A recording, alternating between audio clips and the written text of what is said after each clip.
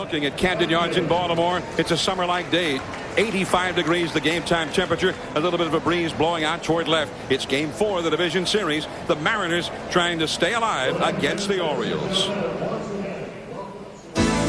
With it all on the line, both teams caught on their aces, facing a lineup of sluggers who can change the game with one swing. The series began in the raucous Kingdome, and shockingly, Randy Johnson was knocked out early. And the best homer-hitting team in history was quieted by Mussina and Erickson. A continent away, the Mariners desperately needed quality pitching as the Orioles were poised for the sweep. Jeff Fassero responded, shutting down the O's, and optimism returned into the visiting dugout. Now, a Game 1 rematch. Johnson, who has not lost 2 straight games in almost 4 years. Mussina, who must win again on only 3 days rest. Up 2-1. Suddenly, the pressure has shifted to the home team. Baltimore does not want to see a 5th game. The drama of the playoffs. Who will be today's hero?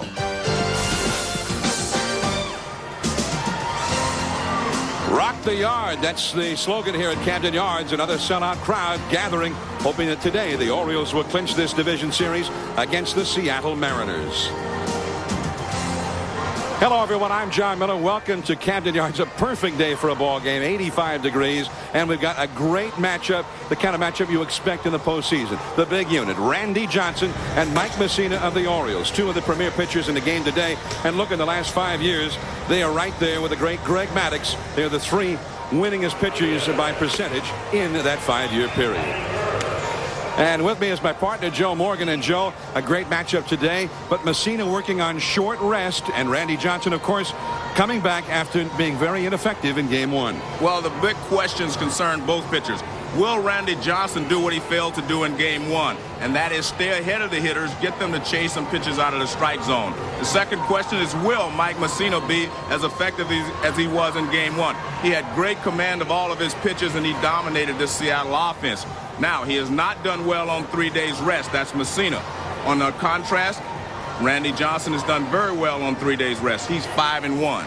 All right, so we'll see which Johnson and which Mussina show up here today. Now, Kevin Kennedy, former manager of the Boston Red Sox, is here with us with his assessment of the status of Randy Johnson. John, from a pure power standpoint, Randy Johnson is the most dominating pitcher in the game today. When he's healthy, his fastball averages 95 miles an hour. When he goes for the strikeout, he kicks it up to 98, 99. Now, in Game 1, his fastball was clocked consistently in the low 90s. Question is, why? Was it a variety of ailments that he's had all season? I believe with what I found out today, it's a tendon problem that he has in the middle finger of his throwing hand that's caused these problems. What to look for today? Can he get that fastball back to his average 95? And when he goes for that strikeout, the kill pitch, can he get it to 98, 99? That's Randy Johnson. All right, Kevin, and Kevin will be with us on the spotlight with some interesting comments throughout the game here today. The stage is set. The great matchup, Mussina to face the Mariners, Randy Johnson, and Ken Griffey Jr. and Alex Rodriguez. Lou Piniella, who has been the picture of serenity ever since his ball club fell down 2-0, saying he looked forward to going to Baltimore, having a good crab cake dinner with some Chardonnay. The Mariners then also look calm and cool as they won a ball game here yesterday to stay alive. Now the Pepsi Mariners batting order. It will be Joey Cora at second base, Alex Rodriguez shortstop, Ken Griffey Jr. in center field. Edgar Martinez, who's had some great success against Mussina, is hitting cleanup. Paul Sorrento moves up into the 5th spot. Jay Buhner, who homered yesterday, hitting 6th. Rob Ducey in left field. Brent Gates at third base as they make a couple of changes in the batting order, and Dan Wilson, really slumping, is the catcher. On the mound for the Orioles, the veteran right-handed 28-year-old Mike Mussina, and he's been one of the best in baseball since coming up back in 1991, and he certainly displayed that on the big stage in Game 1 of this series last Wednesday, Joe. Well, the key to his success last week is he was throwing strikes, staying ahead of the hitters. Now, if he goes out there today and does not have the same command and not able to throw strikes with all of his pitches and has to rely on his fastball a little bit more, you may see some action from the Seattle offense. Let's take a look at the defense. Cal Ripken Jr. moved over to third base to make room for Mike Bordick, and it has really paid off well for the Orioles because Bordick not only made great plays in this series, he's played great the entire season. Look at this play he makes. That saves a run against Edgar Martinez. Here's Joey Cora. And here we go. And the first pitch, a curveball, is in the dirt for ball one. And Mussina starting with a breaking ball. That was kind of a theme of his first game start, Joe. A lot of off-speed stuff. And also when we saw Scott Erickson in game two, I know you pointed out that Erickson threw a lot more sliders than we were used to seeing. Well, in Seattle, he got that first curveball over to Joey Cora. He missed with it today. And again, that's going to be the key if he can throw strikes with all of his pitches. Scott Erickson looking out from the bench. Cora along the left field line. Bordick, a long run. Not quite. That swing right there is kind of indicative of what's going to happen today a little bit early in this ball game. That pitch was up and out of the strike zone, but because of the shadows, you actually see the high pitch better because it's on the same plane as your eyes. So expect a lot of hitters to swing at a lot of high pitches out of the strike zone if these pitchers throw it up there. Mussina is right on the edge of the shadows being cast by the rooftop here of Camden Yards in the late afternoon. Of course, he is lit up in the brilliant sunshine, and so is the hitter's backdrop. 1-1 the count. Fastball. And it is 1-2. We're very late on that one. 1 ball and 2 strikes. The big question for the Orioles is how sharp will Mussina be on short rest? It's the first time this year that he has pitched on only 3 days of rest. He did so a few times last year. The Orioles made their dramatic stretch run, but did not have much success. Well, he's way too high with that one. 2-2 to Cora. The Baltimore outfield way over toward the left field line with Hammonds in left, Anderson in center, Davis in right. You get a look at it. Ripken, the third baseman, shaded toward the line. And he struck him out.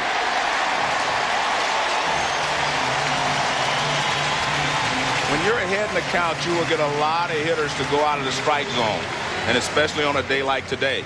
This pitch is not a strike. This is the knuckle curveball, but you'll see where it is. It doesn't even start in the strike zone, but again, it's very difficult to pick the ball up. So if you get ahead, the hitters will chase a lot of bad pitches. Now Alex Rodriguez, and this is one of the changes now for the Mariners.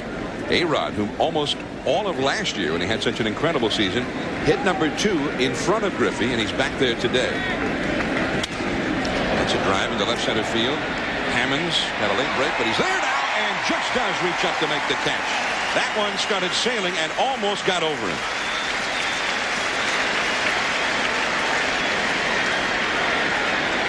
Well, as good as Mussina was in game 1, you have to remember this is still a good hitting offense. This is a good pitch by Mussina.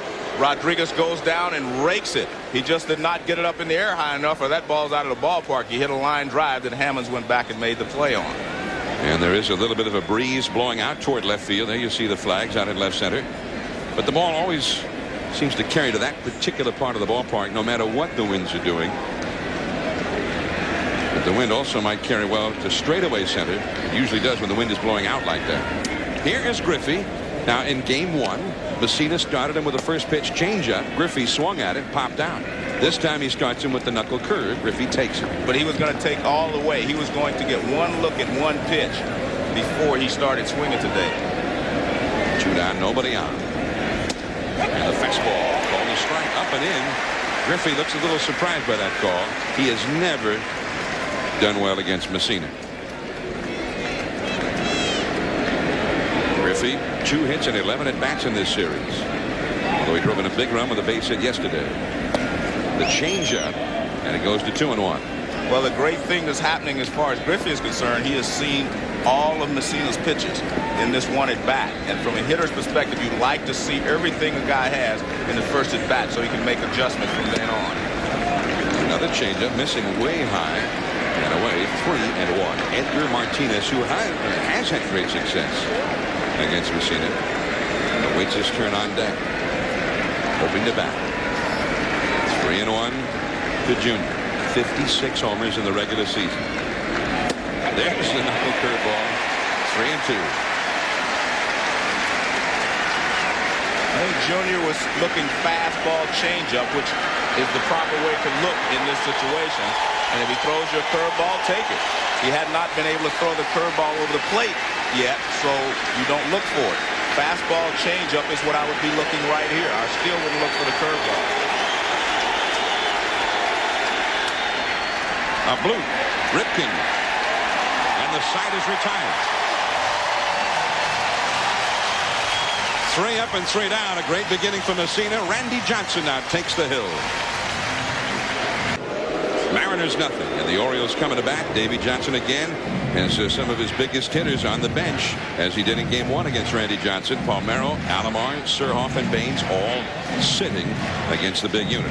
It certainly did not hurt them in Game 1, which they won 9-3. Now the Pepsi Orioles batting order: Anderson in center, Rebele at second, Berroa the DH. Eric Davis back in the lineup in right field. Ripken at third. Hoyles, who's had great success against Johnson, is the catcher hitting 6th. Jerome Walton first base. Jeffrey Hammonds at left. Mike Bordick, who's been one of the big stars of this series offensively for the Orioles as well as with the bat. He bats 9th. And on the mound, the big unit, Randy Johnson, and he's a man on a mission today. Well, Randy Johnson basically throws a good fastball and a good slider. He very rarely throws a changeup. He'll make the ball sink sometime, and that is like a changeup. But he did not have any success getting ahead of the hitters in Game 1. If he does get ahead, expect him to be very tough for the Orioles to score on today. Brady Anderson, the only left-hander in the batting order, a check swing roller. That's foul on the first base side. And that's a change and adjustment from the first ball game. First pitch of the first ball game, he threw Brady Anderson a fastball, and Brady hit a hard ground ball to second base.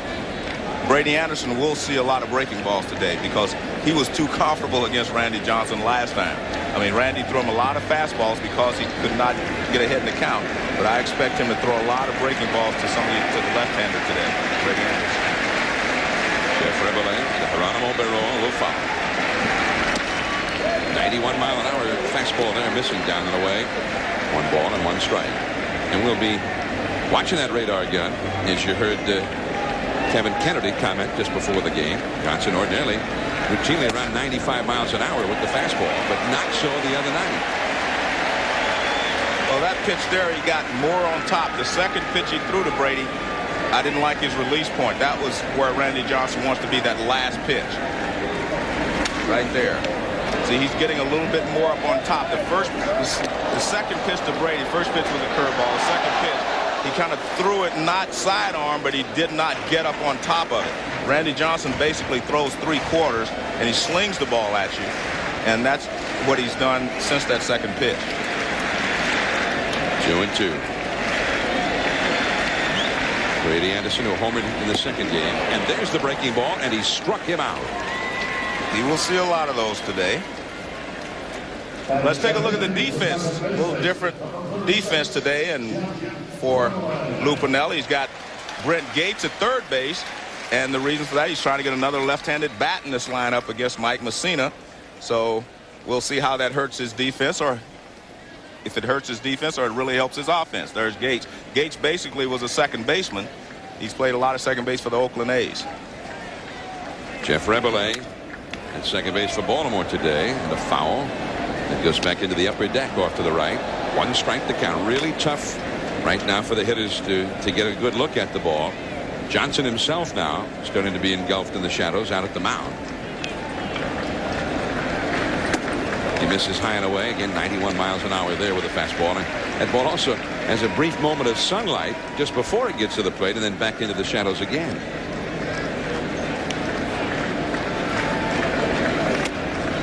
Too high. When you're a hitter in this situation, and you've heard the talk about how tough it's going to be to see, what you have to do is block that out of your mind and concentrate harder on picking up his release point. 2-1 to Rebele. Chases the high hard one, and that was more like a Randy Johnson fastball right there. Exploding 94 miles per hour. 2-2. Well, John, he tricked us a little bit in the first ball game in that he struck out 2 hitters in the first inning of the first ball game. And then when he came out for the second, he did not have the same velocity. The panoramic view on a beautiful day of the beautiful downtown ballpark here in Baltimore, Camden Yards, which is a jewel in this city and always filled. The slider back to the screen. 2-2, the count remains. You can see Johnson make a motion on the mound then He said, I didn't snap that curveball, that slider.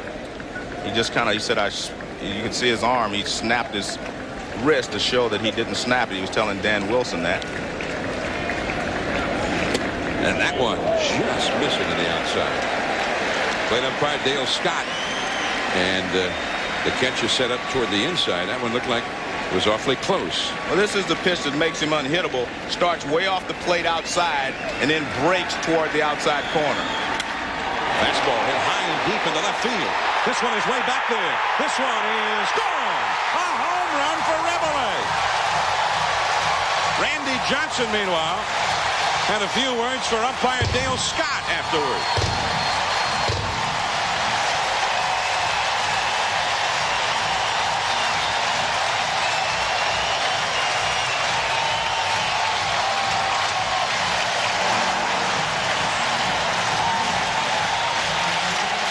One thing to remember, it's difficult for the umpire to see the ball as well as it is for the hitters.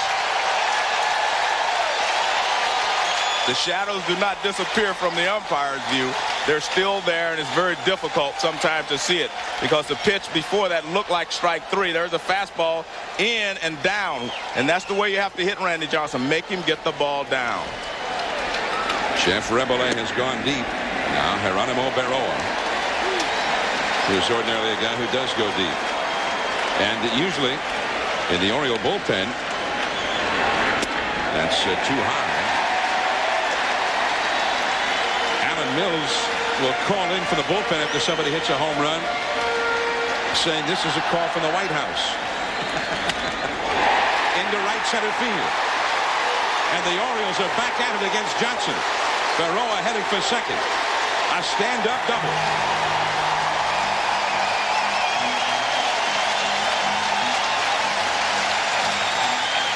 Both of the pitches that have been hit off Randy Johnson were down.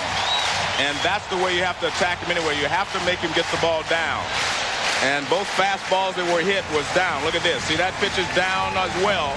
And you do not have the same velocity down in the strike zone that you have up in the strike zone.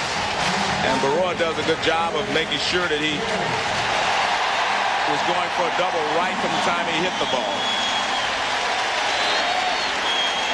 So it is starting to happen to Johnson again, this time in the very first inning.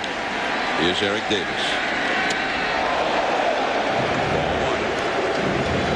Jeff Rebele had hit only 4 home runs in 228 at-bats this year. In fact, he'd only had 13 homers in his whole career in more than 1,200 at-bats.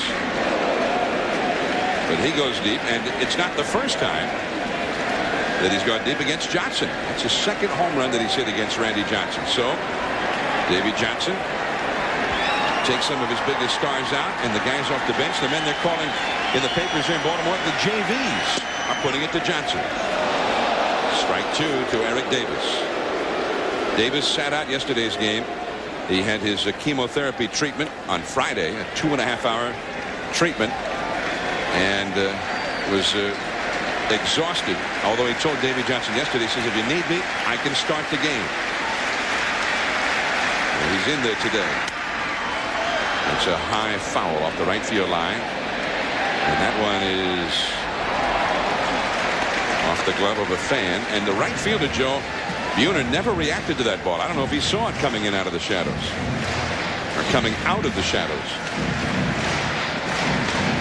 Well, Jay has his shades down, I should say. He's got regular shades.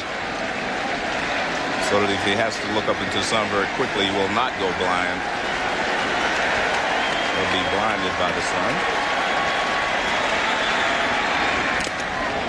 Davis got a piece of that fastball, and there's a 96-mile-an-hour heater right in on the fists of Eric Davis. One of the things that Randy has done is he's thrown 96, 91, 92 in that range. That's to his advantage a little bit in that when he throws a 96-mile-an-hour fastball, it's usually up, and they're not going to catch up with that one too often.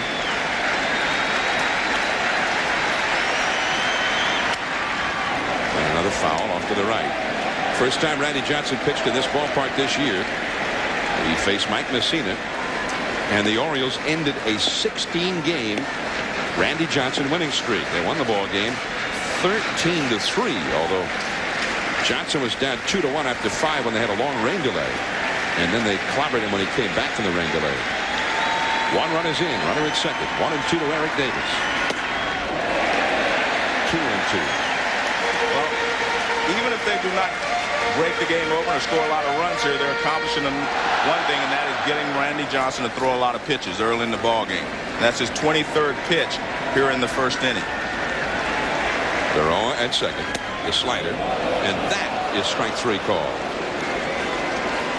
Randy Johnson saying that's the second one I've had that caught the plate. He was very upset with Dale Scott after the home run by Reveille. This one gets a lot more of the plate.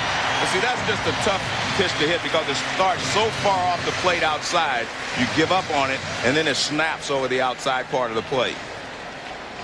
A lot of people call that a backdoor slider. His is a front door slider because it just busts down the door. Cal Ripken, who had 5 hits in the first 2 games of this series in Seattle. And that is another slider for a called strike. A front door slider. Yeah. He just kicks down the front door. He doesn't come in the back door. But it's a beautiful pitch. It's the macho slider. Yeah.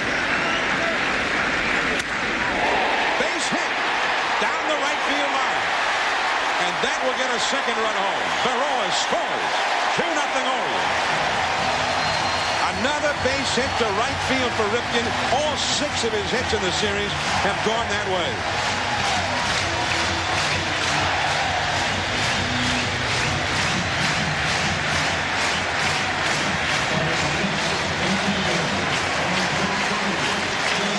Every one of the pitches that have been hit, the fastballs are belt high and below. They have not been able to catch up with the high fastball, but when he gets it down, they've been able to handle it.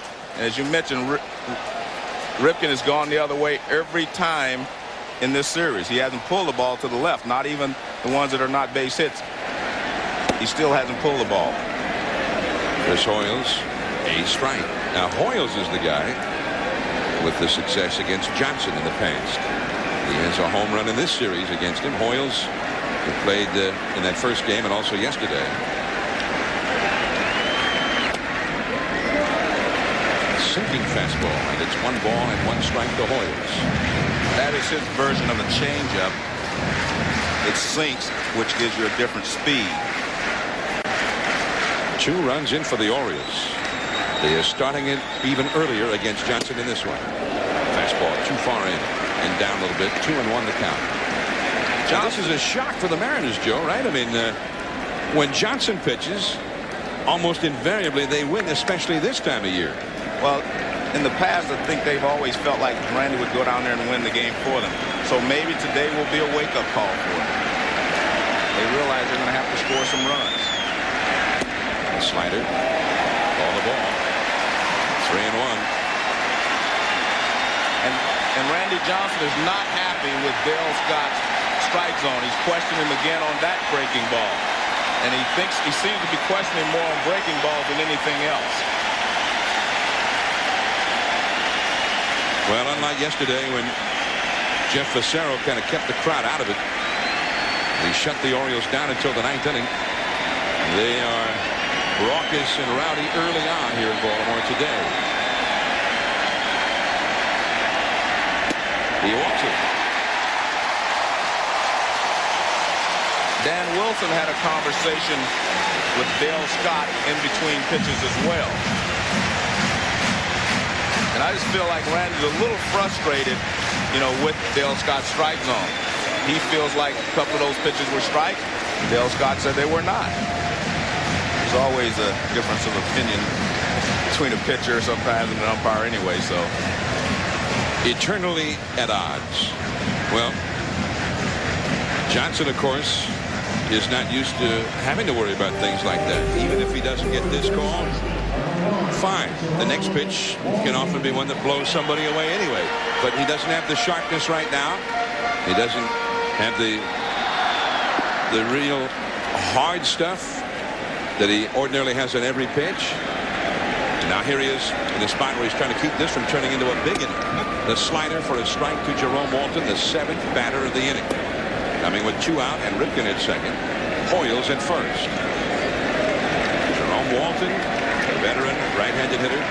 He missed most of the season with injury, but they wanted that extra right-handed bat with all these Seattle lefties in there. That is a strike. The one thing to remember, though, when you not only do you take Palmeiro's power out of the lineup when he comes out, but you take his defense out. You can get by with that maybe one day here, one day there. But let's see if that shows up, the defense on the right side today, if that becomes a problem for the Orioles. See, I think Randy Johnson is throwing very well right now, John. A lot different than what I saw him after the first inning last time. He's throwing well, and being a little erratic doesn't really hurt him. I think he pitched around Hoyles because Hoyles has hit him so well. 1-2 to Walton. The slider for the strikeout. Well, he strikes out this side, but the Orioles put 2 on the board against him, and he has thrown 35 pitches already. Edgar Martinez coming up for the Mariners. 2-0 Orioles. There's the beautiful view of Camden Yards. And the blockbuster blimp is here with us. Piloting the blockbuster blimp is Captain Peter Buckley. And the first pitch to Edgar Martinez from Mike Mussina, who now has a lead with which to work, and it is quickly a strike. And they have been able to shut down Edgar. Only 2 for 12. That's always a big key. One of the best hitters in the game.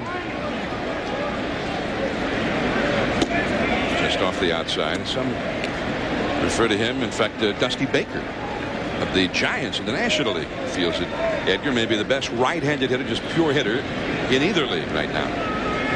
2-time American League batting champion. That one is hit a long way to left field. Back to the wall as Hammonds jumps up. Out of here. Started to jump up anyway, and then realized there was no point. So Edgar Martinez perhaps sending a message to Mussina that the Mariners and their big sluggers are about to break loose. They needed a run coming back, and they've gotten it just like that. 2-1 Orioles. You're not going to be able to just shut down this offense. These players are good hitters, and when they're not hitting well, the law of averages in their favor. Watch this be a fastball inside, and he just does a great job of turning on it. The great thing about a good hitter, he's always working out over the plate. He just reacts to the ball inside. So he just turns on it, opens his hips, and gets his hands through. The good hitters, they look for the ball out over the plate and react to the ball inside.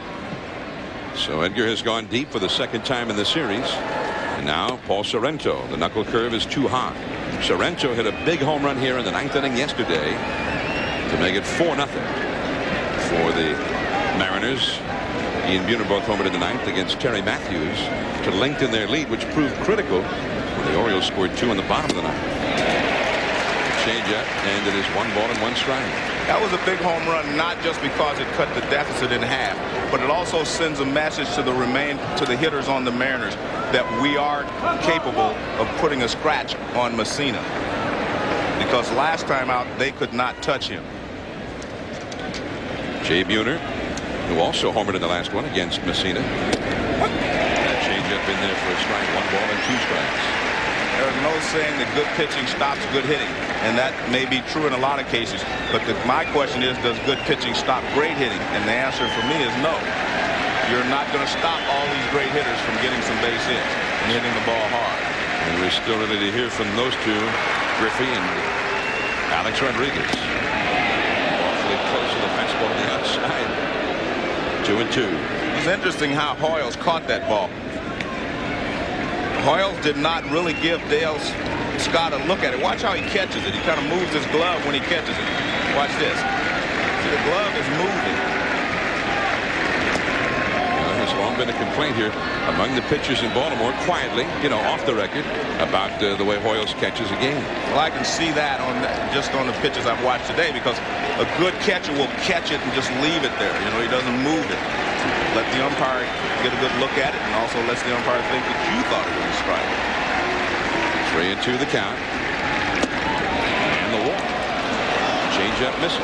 So Sorrento, after the Martinez homer, coaxes a walk from Mussina, and now Jay Buhner will come up.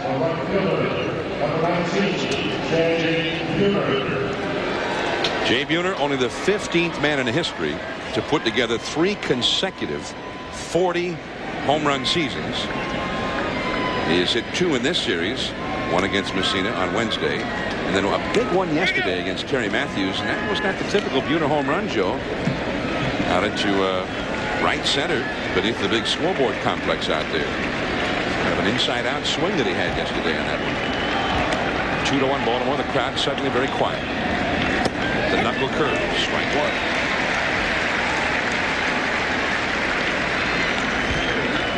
The 3 years we're talking about, not just the 40 home runs, but look at all of those RBIs. 109 this year, the worst he's had in those 3 years.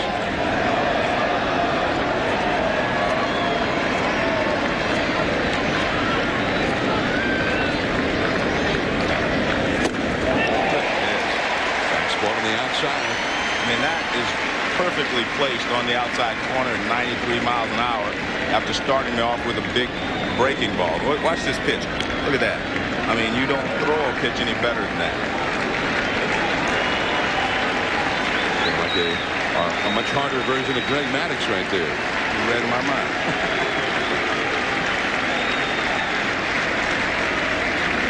And he struck it out. He went back out there again at 94 miles an hour.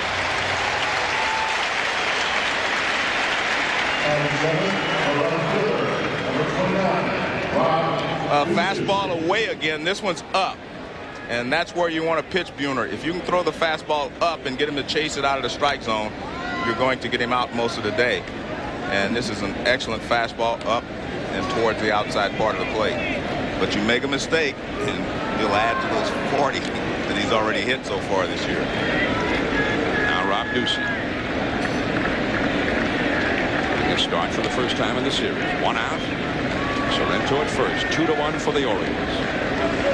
The knuckle curve. Has he started anybody off with a fastball yet? Well, the one good point is that he's throwing it for a strike. The danger of with starting a guy with a knuckle curve, if you miss, he knows you got to come back with a fastball, and he can sit dead red then. So he has to throw strikes with it. You can't just throw it, and he's been successful so far, especially this inning, throwing the breaking ball for a strike.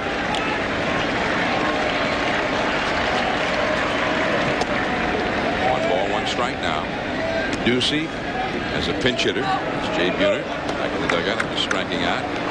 Ducey got a pinch hit down the left field line to drive in a big run on Thursday, but then trying to stretch it into a double. He was thrown out in a huge play by B.J. Surhoff.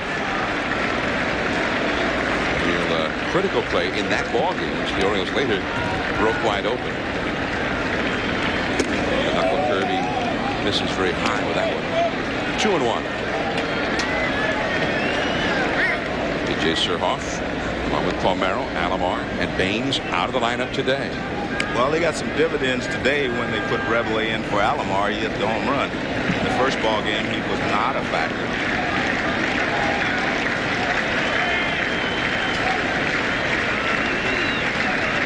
Easily back to the bag is Sorrento. Not a threat to steal a base.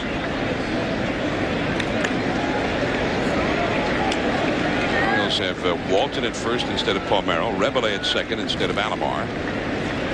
Hammond's at left rather than Surhoff, and Barroa the DH, although he shares DH duties with Baines quite often. Baines most often sits against the lefty anyway. Dave has gone both ways with it. In game 2, with all of those lefties sitting in game 1, he came back and had all of his lefties in the lineup against left-hander Jamie Moyer. 5 left-handers against Moyer. He's had a history of not being as effective against the lefties. 2-1. It is 3-1 to Ducey. Brent Yates, the switch hitter, is on deck. You know, Joe, this lower part of the Mariner batting order not as potent looking as in most of the regular season without Russ Davis in there. Got some power, right-handed hitter, ordinarily at third base. Got a bad ankle, out of action. And Dan Wilson, ordinarily rather potent, but really struggling right now.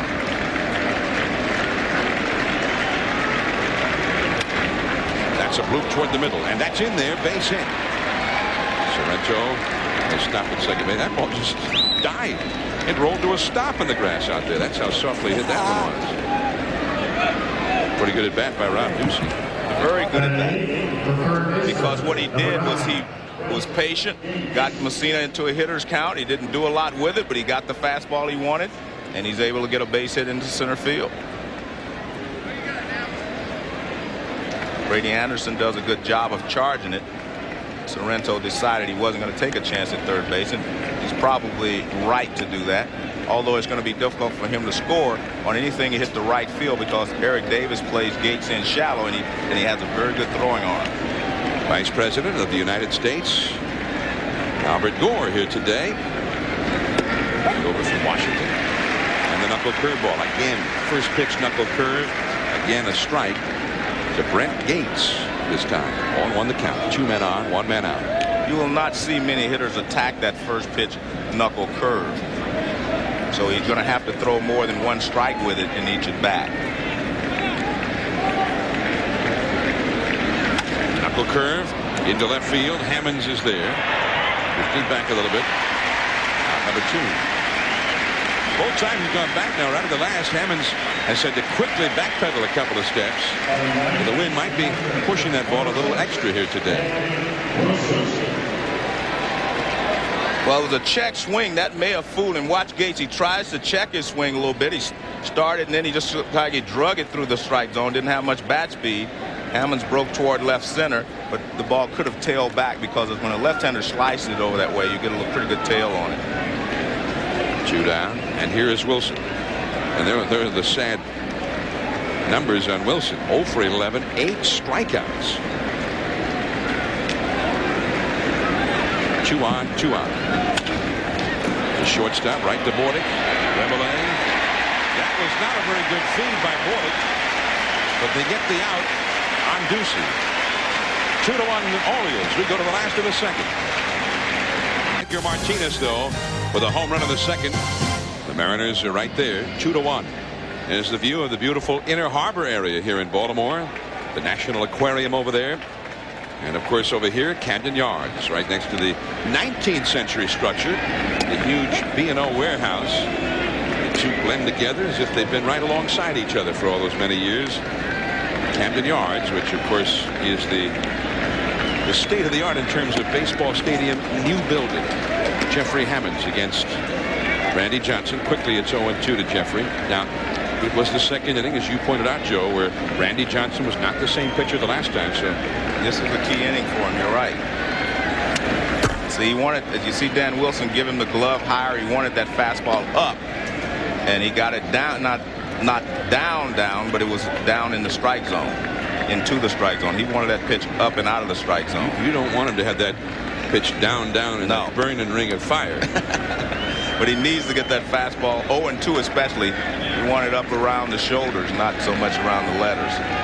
I didn't know you were like a Johnny Cash guy. 0-2 the count to Hammonds. Bordick is on deck. Too far away with the slider. 1 ball and 2 strikes to Randy Johnson. Later tonight, the Cleveland Indians trying to stay alive against the Yankees. That's a 7:30 game on Fox. A little bit low. 2-2. And again, Johnson having to go deep into counts. Very rarely has he just put somebody away after getting ahead of him. Hammonds with a high foul off the first base side. Still 2-2. There's that warehouse we were talking about. Now offices, a beautiful restaurant are in there, boutiques along what is called the Utah Street Corridor. That's the in-ballpark promenade. Hoops Barbecues out there, Joe. Strike 3 call, a slider on the outside. It was interesting. Hammonds just started to walk off before he made the call. And that didn't look like one of those right down the middle, no doubt about it calls. He started to walk off before. Watch this pitch. He starts to walk off before Dale Ford makes the call. Look at that. See, he starts to walk off. This is why I say he's devastating. He starts that ball way out off the outside corner, and then it just snaps as it kicks down the front door. Now here's Bordick out of the University of Maine. John Winkin, great program up there for many years. Bordick was a product of John Winkin's program. And a couple of times he was in the College World Series with the Black Bears of Maine. He's trying to get to that World Series for the first time with his new ball club, the Orioles. Bordick has been a real thorn in the Seattle Mariners side this entire series. And a lot of times that happens. You see a guy that you don't think much of. You think of him as a defensive player, and he has a good offensive series, and that's what's happening here to Bordick. And it is 3-1. Well, one of the key moments in that ball game Wednesday was when Bordick went down 0-2 to Johnson, and Johnson could not put him away, fouled off several pitches, and then had an RBI double. 3-2. So Johnson's trying it the other way this time, Joe. He falls behind Bordick this time. Mike Bordick, he hit only .234 for the year, but in this series, he is 4 for 8 with 4 runs batted in. And that coming on the heels of a strong September. And he's able to fight off that fastball from Randy. 3-2. You see the shadows that Joe's been talking about. The pitcher's mound now engulfed in the late afternoon shadows. It's got a bright, brilliantly lit backdrop that the hitter's seeing behind the pitcher. And the walk. So he walks the ninth place hitter. Second walk allowed by Johnson, and now the leadoff man Brady Anderson is coming up. Anderson struck out, starting the game. It's difficult, to walk the ninth place hitter and feel like you're throwing the ball as well as you'd like. But in this situation, you do not like to face Brady Anderson out of a stretch, because that's when you make more mistakes out of the stretch than you do winding up.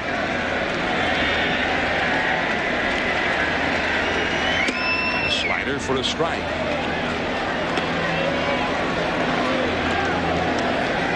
Of the first 9 batters, once through the Orioles lineup, Johnson has thrown at least 5 pitches to 6 of those 9. Sometimes more. He's given up 3 hits and 2 walks for the first 9 batters. But he also has had 4 strikeouts. So hard to get a read on what's Randy Johnson we're going to get ultimately here today. And you see a different Brady Anderson swinging against him now when he's throwing him all these sliders and breaking balls. And that's what you do when you get ahead in the count. They will chase some balls out of the strike zone, but you get behind and they will not. 2-1 Orioles, second, and 1 out, 1 on. And he strikes him out again with the slider. 2 in a row for Johnson against Brady. That's 5 strikeouts in the game. Every out that he has recorded has been on a strikeout, which could ultimately be the Orioles' advantage. There's a good breaking ball, but it's not in a perfect location. But because he comes sidearm, starts it almost behind Brady, it's kind of hard to stay there. And that pitch, Brady just swung right through it. 2 down, and Jeff Rebele already 52 pitches for Randy Johnson. The slider, a strike. This was something that was a pattern yesterday for Jeff Fassero. Orioles taking him deep into the count several times early in the game. But then as the game went along, Fassero sort of settled in, found his groove, and became much more economical. The slider. Johnson with a barehanded grab. Lou Piniella may have to scold Randy when he gets back to the dugout, Joe. Don't ever do that again, Randy. 2-1 for the Orioles. We head to the third. The top of the order coming up. Cora, Rodriguez, and Jr. 2-1 Orioles. ESPN's coverage of the American League Division Series between the Orioles and Mariners coming to you from Camden Yards. I'm John Miller with Joe Morgan. And John, this is Randy Johnson. He's got a bad finger on his pitching hand, and he reaches out and barehands it anyway and throws him out. I know. We'll take another look. Watch, he just leaps up and grabs it barehanded. And I know Lou Piniella swallowed his tongue a little bit over there. Don't do that. Somebody may have to revive Lou. Joey Cora. And he starts him with the off-speed pitch again. 0-1. Yeah, he's starting everyone off with off-speed pitches. And I said, as long as you're throwing strikes, that's okay. But if that's going to be his pattern throughout the ball game, you cannot start to miss with those pitches. The knuckle curve. Strike 2.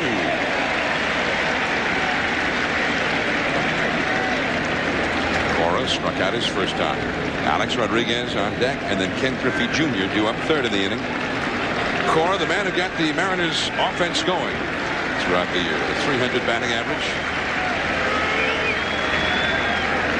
Knuckle curve. This time he laid off. An appeal made to Tim Cheetah, the third base umpire. Denied.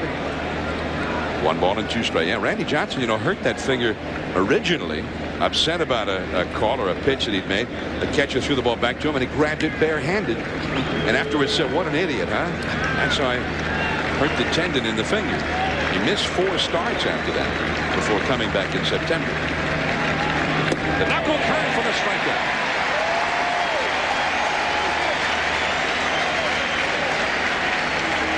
When you get ahead in the count, you will get the hitter to chase. And he almost chased the pitch before. And watch, this is not a strike, but it's a beautiful pitch because it's very difficult to lay off of this with 2 strikes. You say, well, I got 2 strikes. I got to swing at something close. And you go out of the zone. 1 down now. And here is A-Rod, Alex Rodriguez. He flied out deep to left center his first time. Griffey is on deck. Started with a fastball of beauty.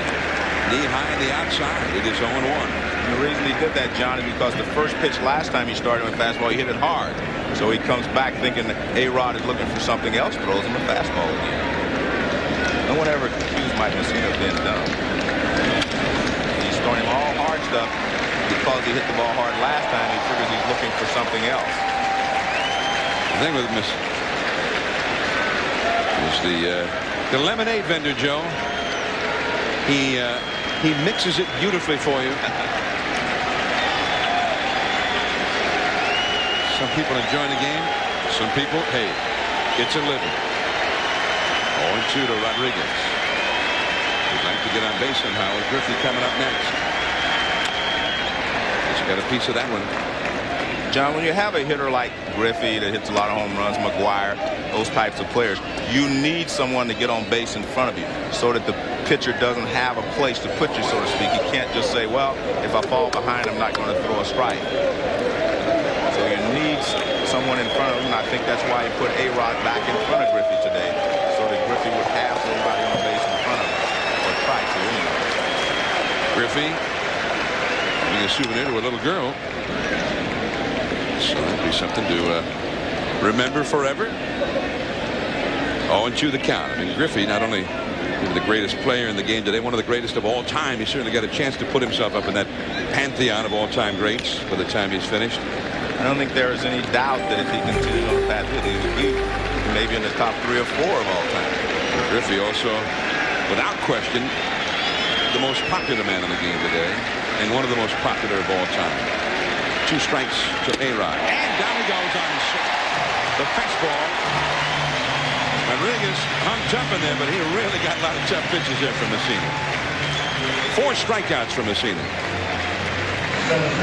Well, with 2 strikes, he's done this quite often today. Throw the fastball up and away to the right-handed hitter. That pitch is almost impossible to hit. Look where it is. Away, and it is up, and you see how A-Rod swings at it. A little too close to take with 2 strikes, but almost impossible to fight off. Now Griffey, 2 down and nobody on. The top 3 hitters in the Mariners batting order have not been able to get on against Mussina. It's a high foul. He changed up on him on the first pitch, and a high lazy ball down the right field line into the sunshine in the corner.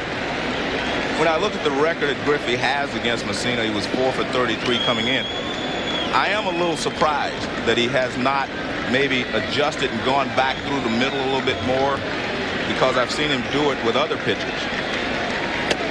The fastball up and in. Well, maybe that's the reason right there, because he keeps firing. He keeps him off balance by throwing change-ups away, and he throws the fastball inside. That keeps Griffey from maybe going out and slapping the ball the other way. But I've seen him go the other way on a lot of pitchers who throwing change-ups. Knuckle curve. Did he swing? Yes. Tim Cheetah, third base umpire, said he swung at that one. 1 ball and 2 strikes. I didn't think he swung, but Cheetah has a better view of it than I do. 2 down and nobody on. The Orioles 2, the Mariners 1. Edgar Martinez would be next. He struck it out with a knuckle curveball. In the dirt. Mussina strikes out the side. He and Johnson each with 5 strikeouts for the game. Berroa, Davis, and Cal Ripken coming up. 2-1 Orioles. The Orioles trying to clinch the division series with the Mariners, leading 2-1 as we go to the last of the third. And Geronimo Berroa tries to hit one out into that inner harbor area that we were just looking at. As one of the more spectacular vistas, Joe, in any city. A real showplace, the inner harbor here in Baltimore. A strike in the outside. Nice pitch by Randy. He's finessing him here.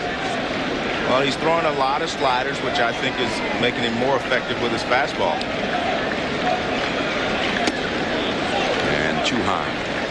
There have been 15 outs recorded by the two pitchers so far in this game. 10 of them have been on strikes. Johnson has retired 6, 5 on strikeouts. The slider just got a piece of it, and again they make him throw more and more pitches here. Johnson has now thrown 58 pitches already. But Lou Piniella said that coming here, the airlines lost his bags and his bullpen. Meaning Randy Johnson, his starting pitcher, is going to be out there for a long time until they find that bullpen. Well, it was so critical for Piniella to stay with that starter yesterday. Here's the bounding ball to second. Cora, plenty of time. And there is one away. Now our colleague, Kevin Kennedy. Kevin? Okay, John and Joe, Randy Johnson's release point is directly related to the velocity and location. Watch his arm angle on this pitch. Here's where it is normally, the yellow arrow. Watch how low it is in this two-strike home run pitch to Rebele. The ball flattened out as he was trying to go down and away. Couldn't do it. For a home run. I think that injured fingers give him some problems. All right, Kevin. Kevin Kennedy, former manager of the Boston Red Sox, and before that, the Texas Rangers. Now an ESPN commentator in the spotlight. Kevin, we saw that on the second pitch. That's what I saw from when I mentioned to Brady Anderson. The second pitch of the ball game, he threw him a breaking ball and then threw him a fastball, and he was not, remember, he was down low, and then he got back up on top. When he stays on top, you're right, he's throwing the ball very well. But I think he's throwing the ball well anyway. I really do. Eric Davis, the hitter. That's a base hit on a slider into left field. Fourth hit for the Orioles. Let's go back to Kevin Kennedy. Yeah, Joe, you're right. Randy Johnson's ball is down, and he's getting his strikeouts today on the slider. His high speed at 97, but he's averaging in the low 90s. 92 right there. So he's gone to the slider today for his 5 strikeouts. All 5 Ks are on sliders. Well, that's what a great pitcher can do now if you got 2 out pitches. I remember Sandy Koufax, when he didn't have his fastball, just threw you a lot of curveballs and you couldn't hit it. So same type of pitchers. They have 2 dominant pitches. You go to that dominant, the second pitch if you're not doing well with your first. Cal Ripken, single to right, driving in a big run, a 2-out clutch single to right in the first inning that brought in Baltimore's second run. Cal has been doing that throughout this series, taking the ball to right field. He has 6 hits in 13 at-bats. 1 out, Davis at first. Davis with excellent speed. Down to third base side, but not hit hard. And Gates will make the play to first base as Davis moves over to second. 2 down. And now the Randy Johnson killer, Chris Hoyles, coming up with first base open, Joe. And Walton behind him. And Dan Wilson's going out to talk to Randy Johnson. He's going to say, look, you know, this guy feels comfortable in the batting box against you. We've got to either make quality pitches or just make him go out of the strike zone. The 4 home runs.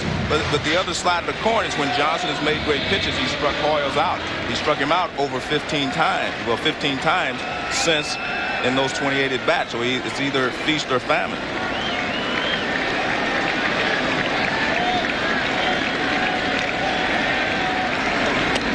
Johnson hoping for a Hoyles famine right here with Davis at second. I mean, Randy Johnson, including his first playoff loss to Baltimore this year, has lost 5 games the whole year, 3 of them to Baltimore. Hoyles lifting one high and foul and back out of play. 1 ball and 1 strike to count. When I talked to Dan Wilson about why Hoyles has had success against Randy Johnson, he alludes to the fact that most of the time there are mistakes. Breaking balls that hang in the middle of the plate or fastballs in with not enough on them. So I think you'll see him try to stay away, maybe get him to chase a slider down and in, but he will not try to throw strikes inside. The fastball is popped up foul. The Gates at third into the coach's box. We are heading into the fourth inning now. Edgar Martinez, Sorrento, and Buhner, 2-1 Orioles.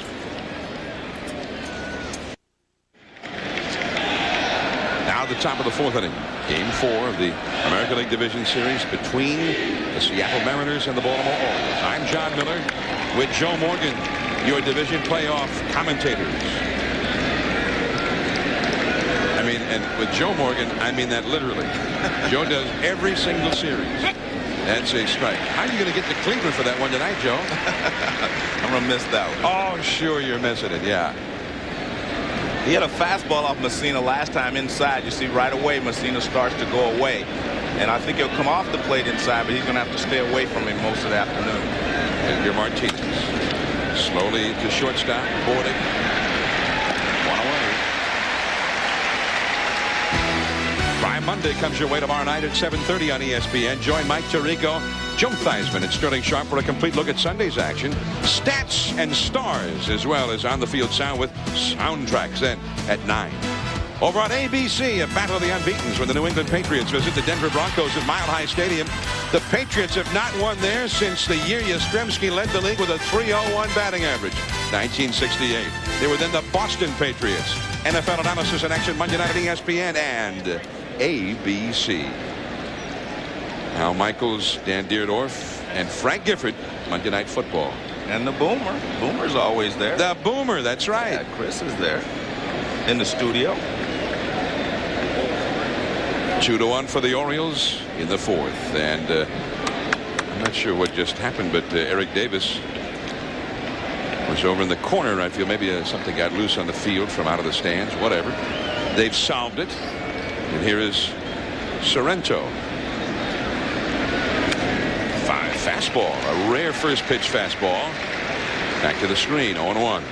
And a good rip there by Sorrento. Now we're told that apparently a piece of padding on the right field wall in the corner got loose, and Eric Davis went over and did some repairs. Just to the left of the 318 marker there, that two-tone pad, actually three tones there, Joe. The green, the white, and the blue. Although colors are not my strong suit. 1 ball, 1 strike. Anyway, he repaired it. That's the main thing, Joe. Unlike you and me, we would have had to call somebody. Jay Buhner on deck. The changeup. 1-2. Oh, I mean, Mussina at his best can be a power pitcher, and he can finesse you. Well, this is the changeup, and it looked like the fastball that he threw the first pitch. So Sorrento commits himself, can't catch up with it. Sorrento had 31 homers in the regular season. He wastes the fastball. 2-2. Mussina was a guy who grew up watching the great pitchers on television. And when he'd see a Tom Seaver or a Steve Carlton, he'd go down into his basement with a rubber ball and throw, trying to incorporate certain elements that he'd seen in their motion into his. The knuckle curve very high for a ball. So he really has always been sort of a self-taught, self-contained package. And I might add, he's been a quick study. And he's been the bane of the Mariners' existence ever since he came into the league. Against Randy Johnson or whomever. Changeup. Rebele at second. Out number 2 in the inning. He has retired 7 in a row since Ducey hit a single against him in the second. He has given up only 2 hits in the game. He has 5 strikeouts. 2 down. Here is Jay Buhner.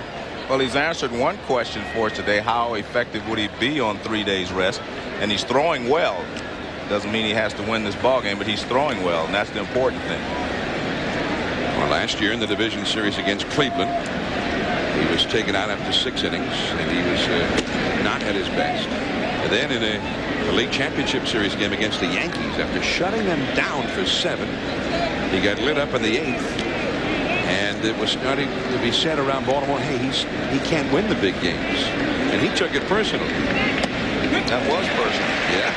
Well, he came back and is hoping to once and for all dispel those notions. And he pitched a dominating game against the Mariners at the Kingdome on Wednesday. And now he's trying to do it again on 3 days rest. As you saw a moment ago, that has not been the optimum situation for him. 2 balls and a strike. I watch Buhner a lot, and it seems like, he guesses. I've seen him, guess wrong and take 2 or 3 pitches for strikes and strike out. And then I've seen him guess right and deposit it into the seats. But he seems like he guesses a lot. Knuckle curve inside. 3-1, maybe a little high. Yeah, I thought it was high. Watch this ball when it passes the plate. See, it's still up there when it passes the plate. Drops down behind the plate.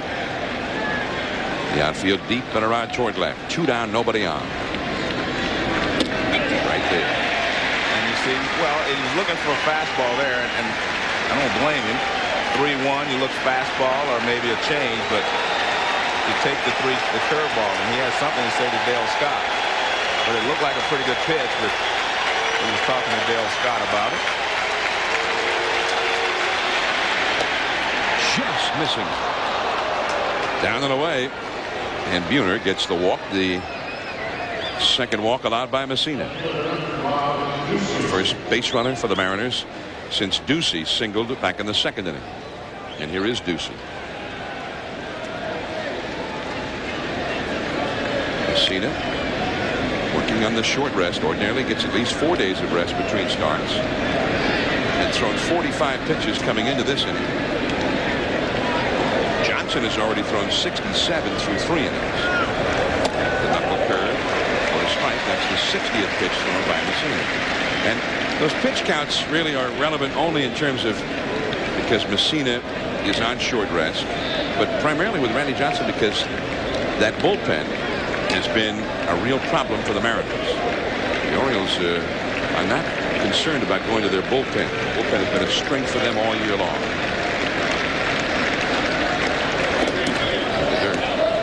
Down by Hoyles. 1 ball, 1 strike. By the way, speaking of the bullpen zone, Arthur Rhodes, who left the game with some tightness in the forearm near the elbow yesterday, and is still a little sore today, according to Davey Johnson. He said he might ordinarily have used Arthur for a tough left-handed batter or so in this ball game, but Arthur probably just get the day off today now. Jamie Moyer, one of the Mariners' top starters, almost surely out of the rest of this series anyway.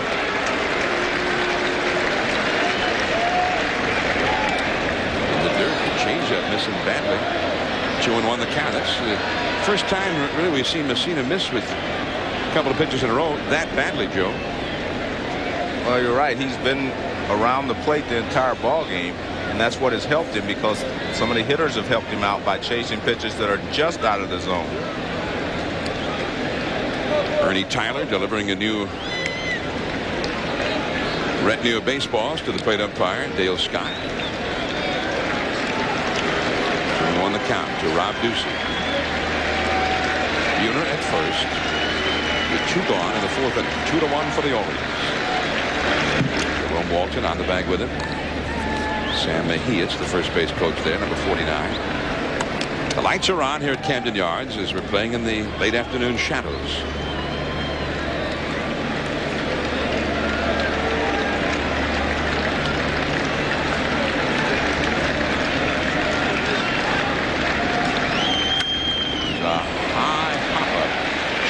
Center. Rebele being caught up by Brady Anderson. 1 man left. Walton, Hammonds, and Bordick against Randy Johnson. 2-1 Orioles. Now to the last of the 4th inning from Camden Yards. The Shadows advancing ever further out toward the outer reaches of the outfield now, as Randy Johnson gets ready to face the 7th place hitter for the Orioles, Jerome Walton. The slider too low on the outside. Walton struck out his first time. Johnson with 5 strikeouts in the first 2 innings of the game. was much more economical in his pitches in the third, retiring the side without a strikeout. 1 ball, 1 strike. Walton, then Hammonds, and then Borden. 2-1 for the Orioles in the last of the 4th. That's a foul. 1 ball and 2 strikes. Later tonight, the Yankees will try and move on. They face the Cleveland Indians at Jacobs Field. The Yankees handled Charles Nagy and company pretty well last night there. And the strikeout. That's the high hard one. That's the first strikeout with a fastball for Johnson. Let's take a look at Hammond. The first time up, he strikes out on a fastball. This time, last time up, he struck out on that devastating slider. We're going to show you why the right-handers give up on this pitch, because he starts it so far. Look where this pitch is starting, outside. Normally the pitch would start here. That starts so far outside, and then you give up on it, and see how it starts to break? I mean, it's just difficult to do it. Hammond's walked away because he knew it was a strike. He starts it so far to the outside, it's almost impossible to stay on it. Ball 1 to Jeffrey Hammonds. Mike Bordick on deck. And that slider is in there for a strike. Well, Randy Johnson got a few advantages that most pitchers have never had, Joe. I mean, how many guys have that kind of long arms that Johnson's got? Caught by Cora. Hammonds hit it, but right to Cora. 2 down. I mean, somebody wrote after one of his earlier games this year, he's got the wingspan of a condor. J.R. Richards from the right side could throw a slider similar to that, but I have not seen very many other pitchers have the slider that hard.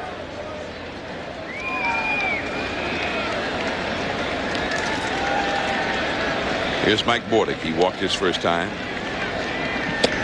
A strike. One thing they really like about Bordick is, as Thomas Boswell pointed out in the Washington Post today in the column, the things that maybe don't show up in a box score.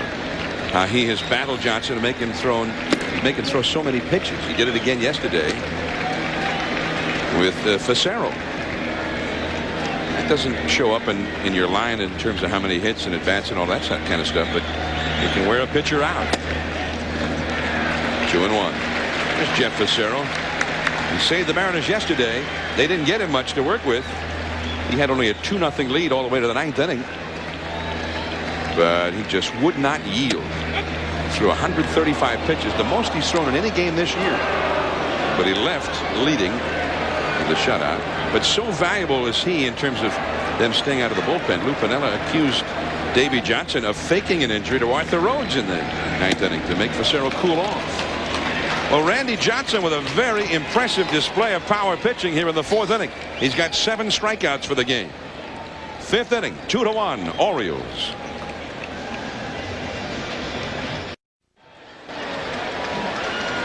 From Camden Yards, it's game 4 of the American League Division Series. Baltimore trying to wrap it up to move on. Later tonight on Fox, the Yankees will try and move on as well. Doc Gooden will make the start in place of David Cohn. Oral Hershiser for Cleveland from Jacobs Field, 7:30 Eastern tonight on Fox. And then tomorrow, if the Orioles win, game 4 right here at 4 o'clock. The Mariners and Orioles on ESPN. If there's also a game 5 between the Yankees and the Indians, which will be seen on Fox at 8 o'clock. If the Yankees and Indians end tonight, if the Yankees win that series, and there's a game 5 here in Baltimore, then that would move to Fox at 8 o'clock tomorrow. So that's the scenario that ESPN would have it. And what a play by Mike Mussina on the liner, hit by Brent Gates. It looked like a single to center, but Mussina, who won a Gold Glove last year, and he just showed why. Well, now watch. You'll see the reason he makes this play is he's in good fielding position. He does not fall off the mound to the first base side like a lot of right-handers do. He's right there, and he was able to come up with the play. Mike Mussina can do some things to help himself. Jim Palmer used to be a perennial Gold Glove man when he was in the Orioles rotation. Rafael Palmeiro now playing first base for the Orioles, replacing Walton. So Palmeiro, who is an outstanding defensive player, really has made himself such over the years with a lot of hard work. Dan Wilson at the plate. He hit into a force play his first time. Hitless in the series, and that's a ball. Kevin Kennedy, the defensive replacement. What do you think? Well, I think the reason is he got Walton in there to swing the bat. He struck out twice tonight. If that's going to be the case, you might as well have Palmeiro in there.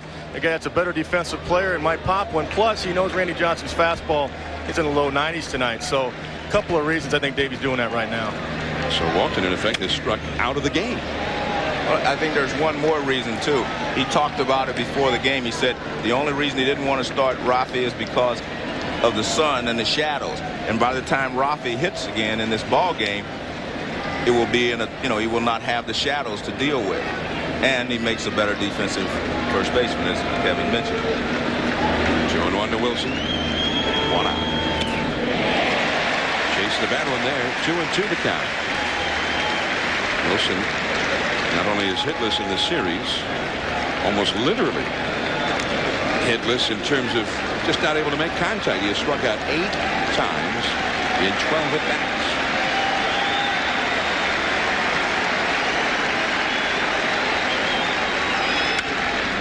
Fighting off that tough fastball away. 2-2. You have to feel bad for Wilson because he's a much better hitter than this. But the problem is when you're a catcher and you wear yourself down over the course of the season, what happens is you start moving your body first, trying to help get the bat through the zone. And when you do that, you're dead meat on breaking balls and off-speed pitches. You get caught right in between. He is tagged out. Hard breaking ball by Mussina for the strikeout. His 6th strikeout of the game. I really think it's all part of the fact that he is tired, and I mean that just goes with the job of being a catcher, because this is a pretty good pitch for him to handle. This ball doesn't go to the outside part of the plate where the Hoyles called for it, so you got to pitch out over the plate a little bit, but he wasn't able to handle it. 6 Ks now for Mussina, 7 for Randy Johnson. And here is Joey Cora. The Mariners have not had a hit since the 2nd inning. Only 2 hits in the game against the Orioles. The knuckle curve. He struck Cora with that every single time. Well, Cora is a pretty good fastball hitter, and the scouting report would always be, if you can throw the breaking ball for strike, go ahead and do it. 2 down, nobody on. Fastball misses.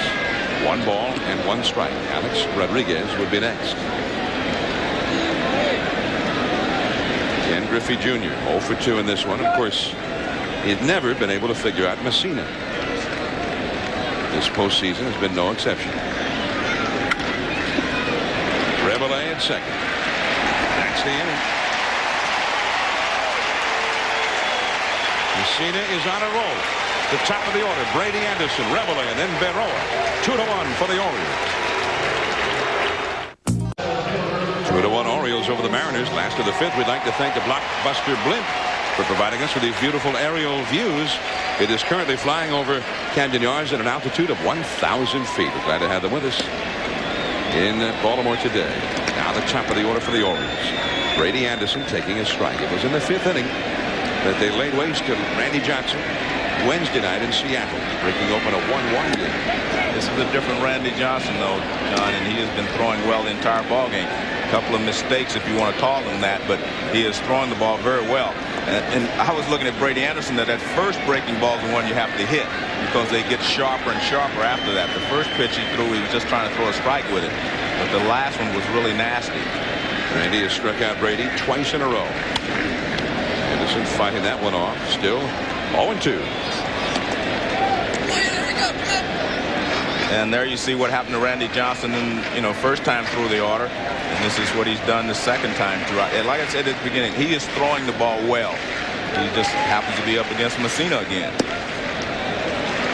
1 ball and 2 strikes. Only 1 ball has been hit out of the infield by the Orioles since the 1st inning. And that was a single to left by Eric Davis. Anderson laying off that slider now. He's seen it about 100 times already today. When the game started, I knew that he was going to see a lot of sliders because he was swinging too well against Randy Johnson in Seattle on the fastball. I think Brady's got the best tack right now, Joe. He's figured out he can't hit it, so he's just going to take it. Yeah. 2-2 to count. And he struck him out. All 3 times have been on that same pitch, and in fact, the ones he's striking out on are really not the best ones he's throwing. I think the speed of it's fooled him a little bit more, except Randy, watch where this ball starts. That ball starts behind him, and I mean, it's pretty hard to stay there. When you watch this, now, this is the view you get. That ball starts behind him, and then it starts to break. But he stays in there pretty well, but it's hard to stay in there when a ball starts behind you. So it looks like it's going to hit you right in the rib cage, and it breaks right out over the plate. 1 down, and here is Rebele. And as they always say, I've been there and done that myself, so I know exactly how he felt when that ball starts behind you. I mean, it's just very difficult to stay there. Rebele takes ball 2. He hit a fastball for a home run for the first run of this game back in the first inning. Rebele starting in place of Roberto Alomar. The Orioles got 2 in the first, and they lead 2-1 in the 5th. 3-0. Some power comes up next. Berroa and then Davis. Johnson is in the mid-80s now for pitches thrown in this game. It's Berroa on deck. But I've looked down in the dugout. They haven't found Lou's suitcase or his bullpen yet. So he's not going to make any changes anytime soon. So they lost his suitcase and his bullpen in their flight over here. Yeah. The one thing I have to give Lou Piniella credit for is even when he lost the first game with Randy Johnson, he lost the second game in Seattle, he has kept this team on an even keel. He has not panicked, and I think that's really helped these Mariners, you know, to battle back from all this adversity, losing the first 2 at home. Here's a picture of calm after that Game 2 loss. That is strike 3 called to Rebele on the slider, and that is number 9 for the big unit.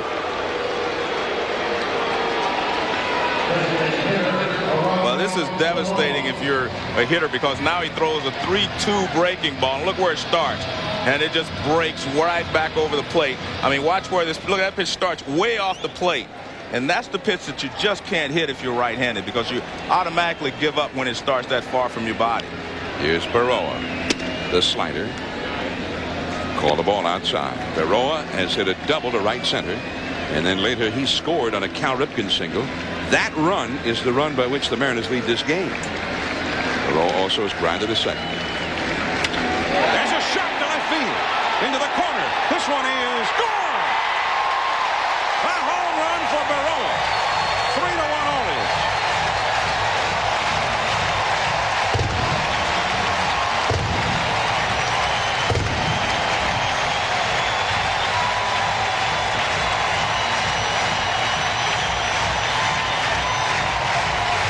And this is a different breaking ball that he throws here.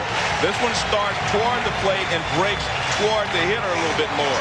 And that's why Berroa was able to hit it. This one doesn't start off the plate outside like the one before. Now watch, see that pitch there? See, that ball's over the plate to start with. Much different breaking ball than the ones we've seen. Now Eric Davis too low. So Baltimore gets his first run since the first inning. It is now 3-1. Meanwhile, Mussina has shut down the Mariners on just 2 hits. 1 ball, 1 strike now to Eric, who has struck out looking, and he singled in the 3rd. That had been the only Baltimore hit since the first inning until just now. Geronimo Berroa, the former Oakland Athletic, having a big impact here in the postseason, his 2nd home run of the series.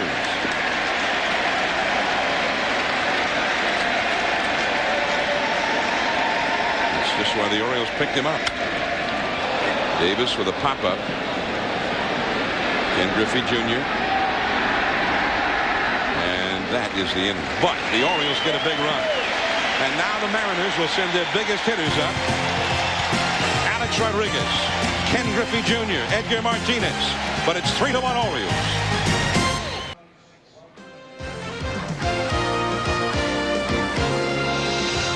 ESPN's presentation of the 1997 Division Series is brought to you by National Car Rental. So what are you waiting for? Let's go.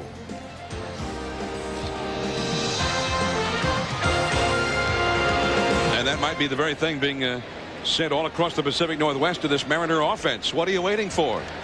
The Mariners have been shut down by the Orioles, and today Mike Mussina doing it for the 2nd game in a row. Alex Rodriguez, first ball swinging, pop fly, shallow left center, boarding way out. Hammonds with a dive, and he makes the catch.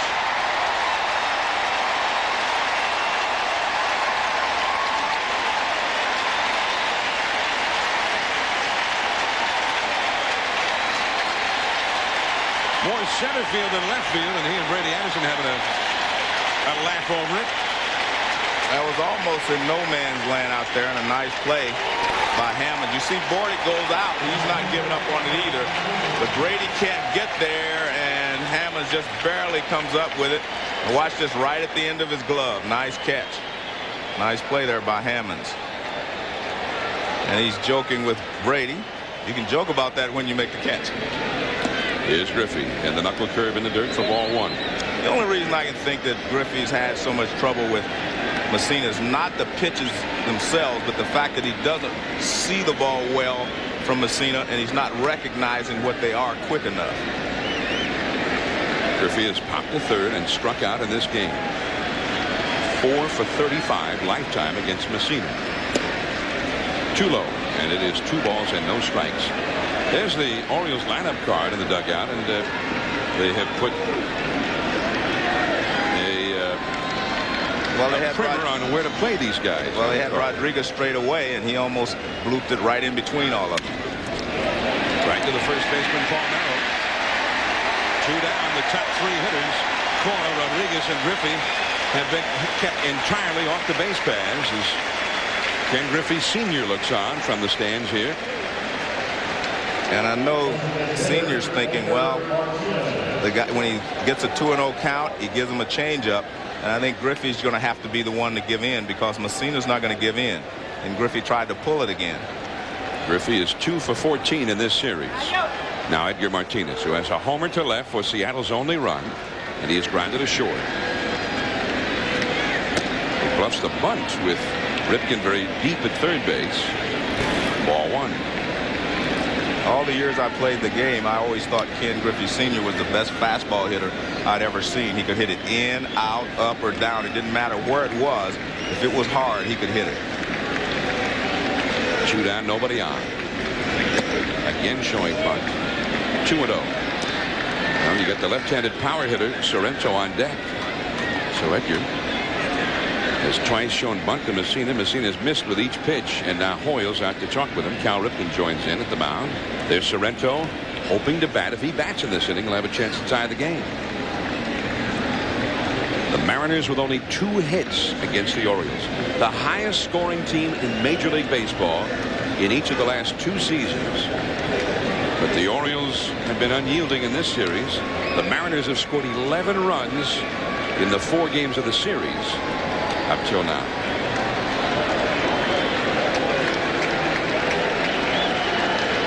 Two 2-0. 3-0. And again, we need to keep an eye on Mussina with 3 days of rest. He has not pitched with that short amount of rest at any time this year until just now.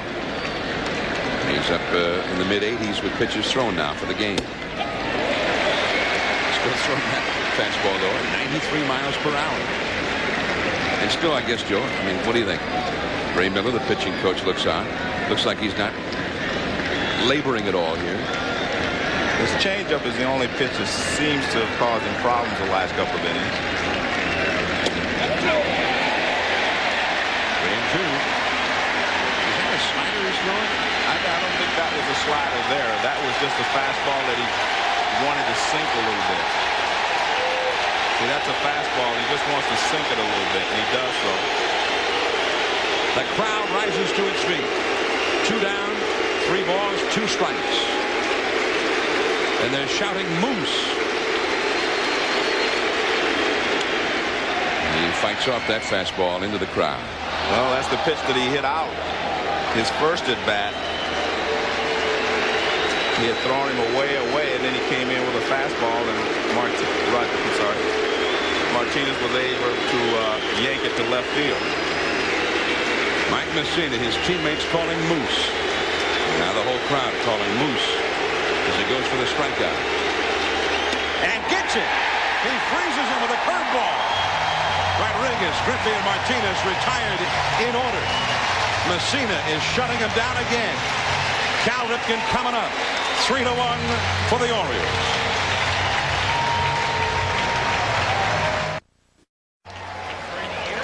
The sun setting here in Baltimore, perhaps on the Mariners as well. Let's go to Kevin Kennedy. John, we said coming in today's game we would know if Randy Johnson's effectiveness, if his fastball averaged 95 plus. Today that has not happened.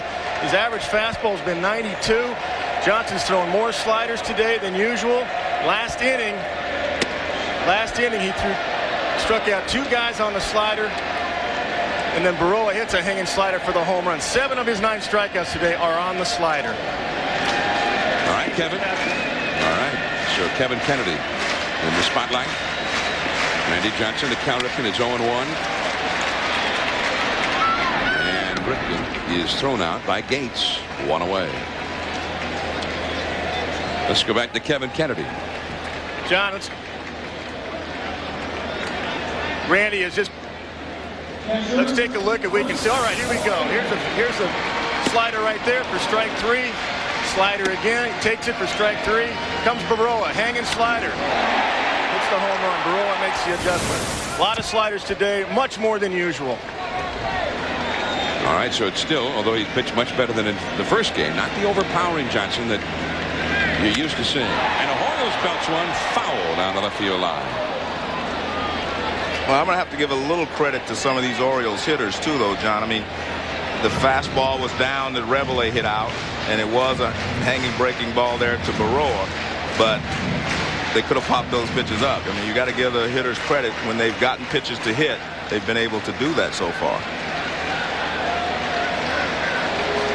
Hoyles has walked and fouled out to third. 1 out, nobody on in the 6th. Hoyles leaning out, pulling that last one, and he gets one in real time. 1 ball, 1 strike. Rafael Palmeiro on deck. And 1-2. By the way, the entire field now, including the hitter's background, is engulfed in the late afternoon, early evening shadows here in Baltimore. They didn't get to look at it. In the twilight time now.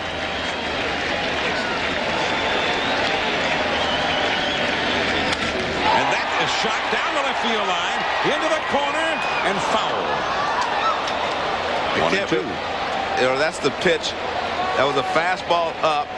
He was trying to throw it up and away, threw it up, and he got it in.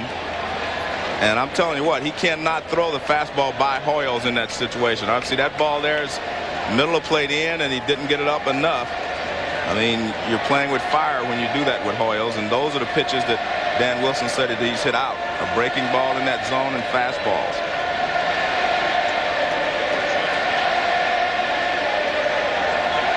The fans are starting to chant Randy.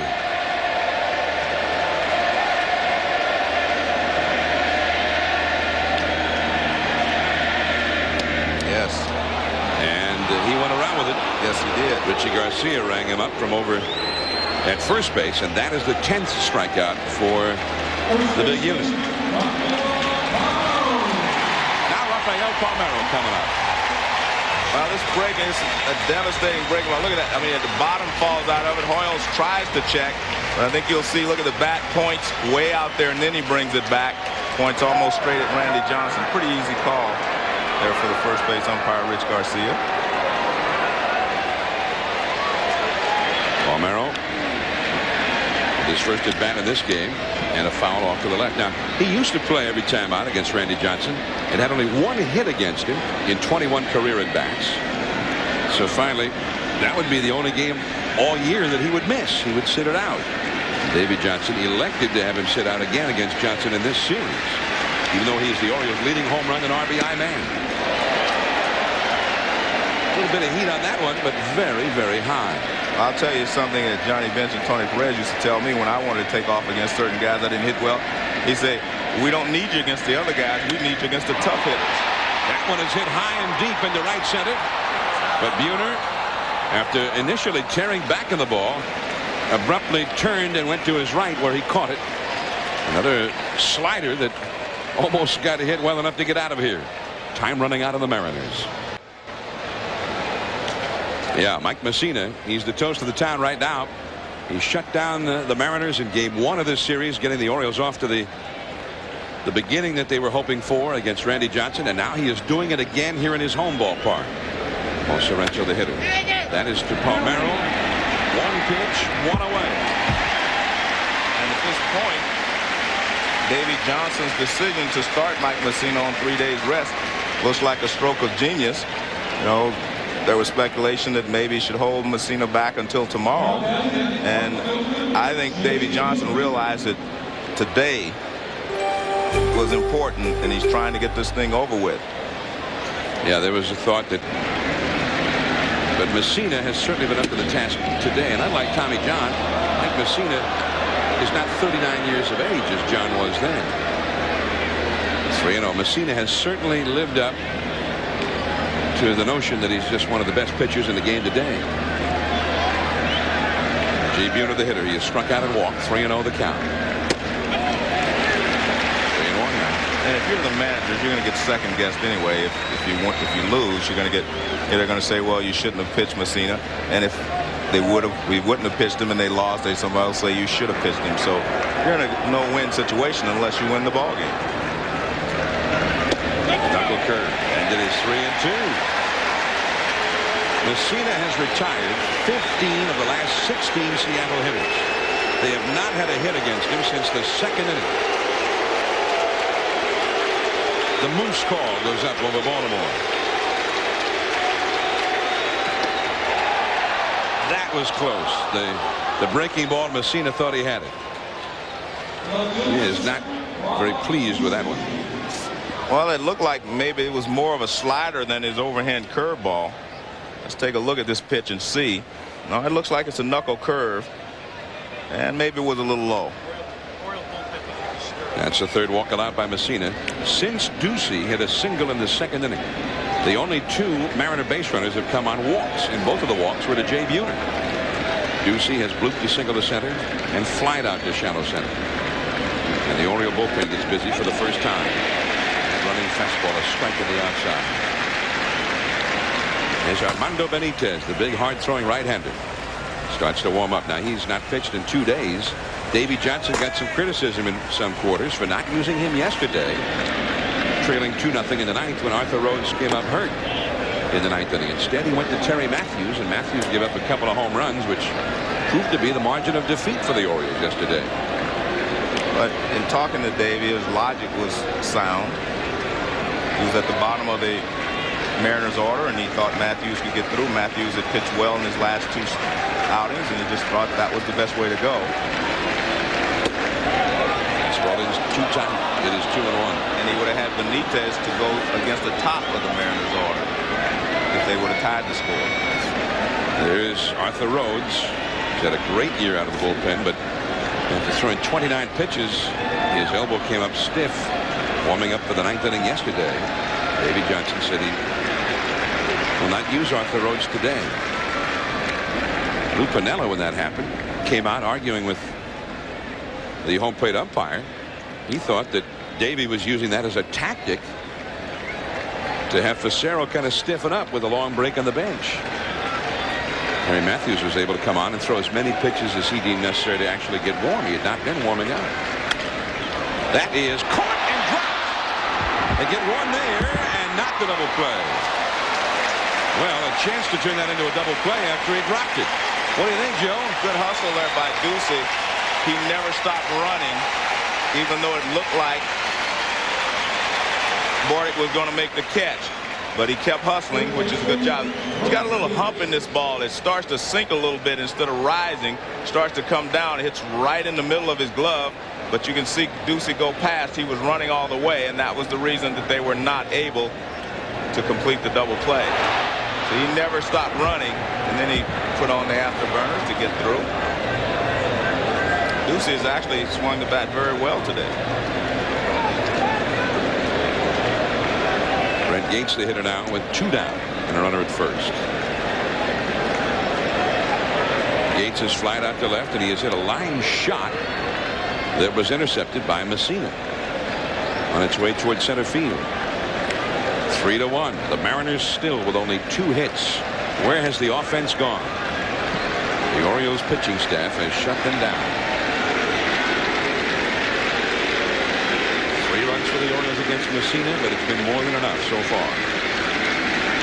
Against Randy Johnson. 3 runs. Mussina has made it hold up. 1 strike to count. Yates getting the start rather than Andy Sheets. Yates a switch hitter. Came up with the Oakland Athletics originally out of the University of Minnesota. He broke many of the school's records that had been set by Terry Steinbach before him. 1 ball, 1 strike. Well, you see Mussina the first time through the order, and the second time he has not given up a base hit. And the third time either. 0 for 6 through the third time. He's pitching very well as he tries to complete his third time through the order. In fact, all 3 times have been pretty good. Runner going. And that ball is well fouled. So I like that from Lou Piniella. I mean, Mussina was getting a little relaxed out there, so he sent the runner. I mean, you don't, when you start getting down to your last 9 outs, or now they're down to their last 7, you can't just sit and say, well, wait for the big inning. You've got to try to get 1 here, 1 there. You don't have to try to get them all back at once. Another Moose call from the pride of Montoursville, Pennsylvania. The assistant football coach at the high school up there when the season ends here. Mussina makes a move to first. Ducey back. Cal Ripken over at third base, by the way, is hugging the foul line, protecting against the possibility of the extra base hit. You'll see Ripken. Big holes are open on either side of the infield. Ducey not running. Yates going up after that high fastball and fouling it away. Mussina has 7 strikeouts, 3 walks. That was his 100th pitch of the game.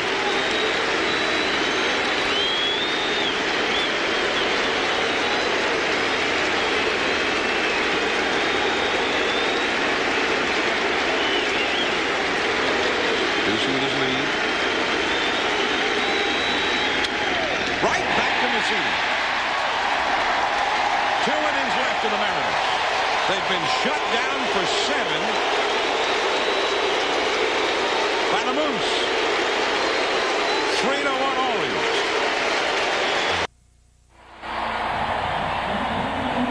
The call of the Moose so far in this ball game. It's getting louder as the game goes along for the big crowd here at Camden Yards. And Mike Mussina has just shut down the Mariners now 2 consecutive games. And now Seattle is truly facing extinction in the division series as Jeffrey Hammonds with a swinging strike against Randy Johnson. Johnson has 10 strikeouts, only 2 walks. He's given up only 3 runs, but he's behind. Right center field. Buhner on the run. The dive!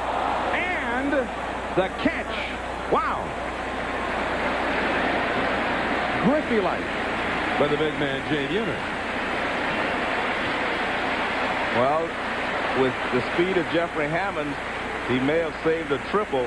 He definitely saved a double, and he did shake himself up a little bit on the play, but nice catch there by Jay Buhner.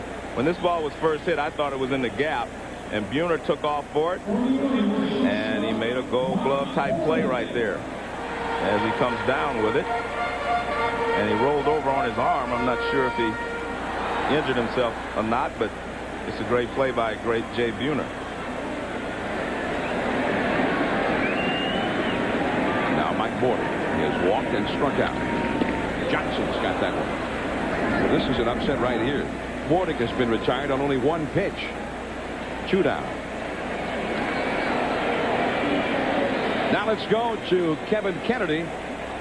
John, I think Mussina is going to be out of this ballgame. They were shaking hands with him. That being the case, Benitez is ready. And that being the case, then Davey Johnson was right in saving Benitez for today. As you mentioned earlier, 2 days off. So he's got a full bullpen to manage these last 6 outs. Benitez, Orozco, and then, of course, Randy Meyer. Brady Anderson, who has struck out 3 straight times. Mussina with 101 pitches thrown through 7 innings. But remember, with 3 days of rest. Well, Randy has thrown a lot more, and he's had 3 days of rest too. So, but it's a good job by both, in my opinion. Randy Johnson has pitched. He's shown a lot of heart out there pitching the way he has in this ball game, and it could have been a magnificent game by both if not for the troubles he had in the first inning. I mean, he's still bringing it too. 94-mile-an-hour fastball right past Brady Anderson. And Brady, believe me, has been praying for a fastball all day long. Well, he thought he was. He wanted one of those 88-mile-an-hour fastball, not that 94-mile-an-hour fastball. Slider misses. 2-2. That's 115 pitches thrown by Randy Johnson now. Remember, he threw 35 pitches in the first inning alone. The Orioles got 2 runs in that first inning. Full count to Brady. It's Jeff Rebelo.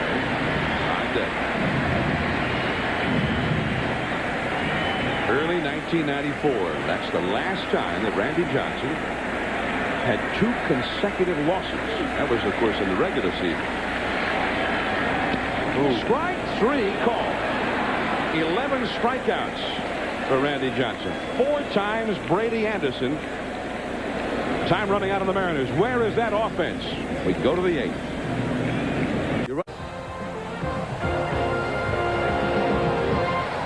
Unlike the story with Randy Johnson, where they want him to go all the way if possible, the Orioles have the bullpen as an asset.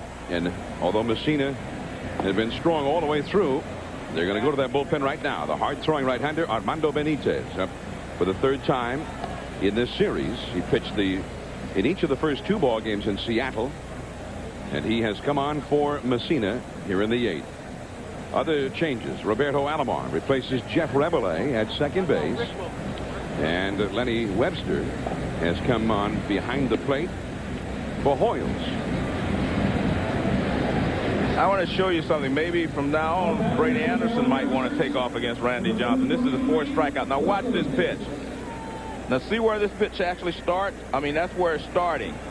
And then when it starts to break, you have to buckle if you're Brady Anderson. Right there, you see him break down, strike 3 called. And he says yes.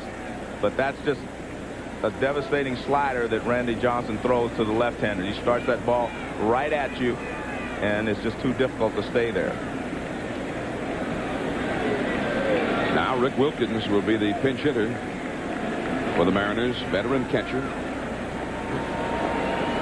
And let's go now to Kevin Kennedy. Well, right now you got Rick Wilkins, who's probably, I don't believe he's ever faced Benitez being a National League guy. Wilson is struggling, 0 for 13.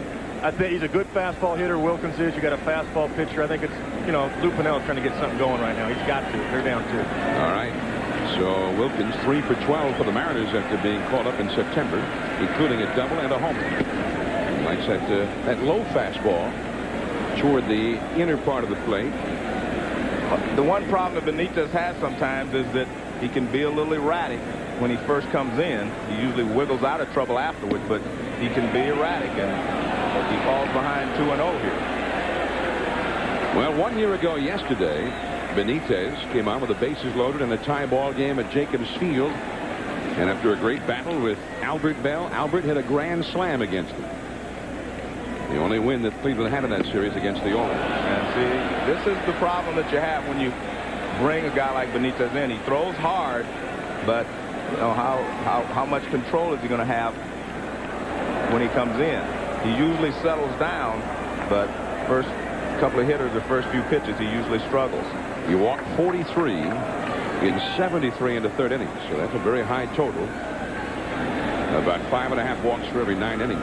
He also struck out 106 in those 73 in the 3rd. Pours that one in there. 3-1. Well, this is a situation where I believe that you should take another strike. You're trying to get something started here. The guy's thrown 3 balls. You don't want to let him get out of this jam just by throwing 1 strike, and then you go out of the strike zone to help him. Benitez, 24 years of age. Now Lou Piniella. Yeah, I think Lou said, no, you take 1. I think that's what Lou said. I mean, yeah, that's Lou Piniella. He's taking control here. He said, you take one.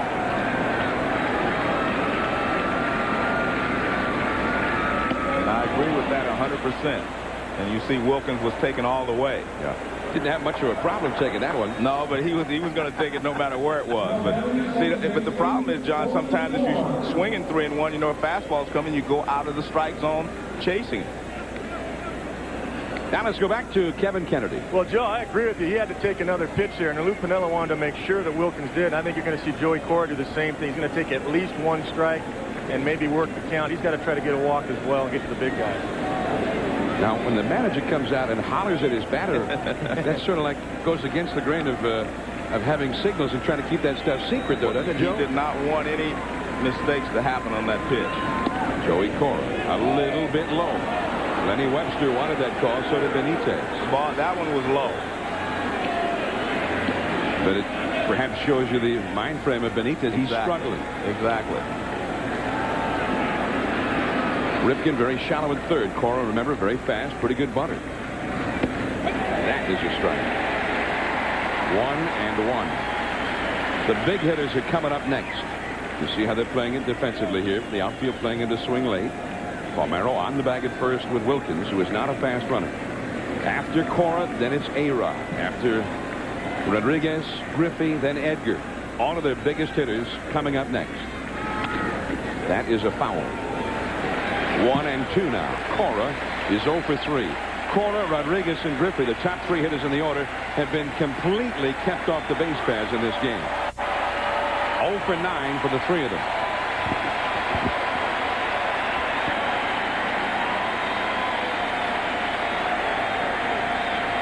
Three to 1. The Orioles are leading. The Mariners have not had a hit since the second inning. They've only had 2 hits for the whole game. Ripken backs up at third base, but he's hugging the foul line.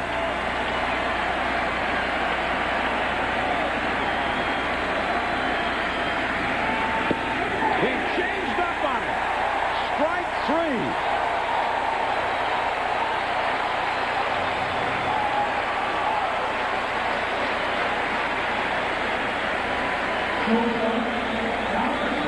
Well, Benitez, I've seen him work his way into trouble, and I've seen him work his way out. I actually don't know what kind of pitch that was, John. It looks like a fastball, but it wasn't clocked as fast as the other one. It didn't have much movement on it. Took a little something off the fastball, perhaps. Here's Alex Rodriguez. Too low.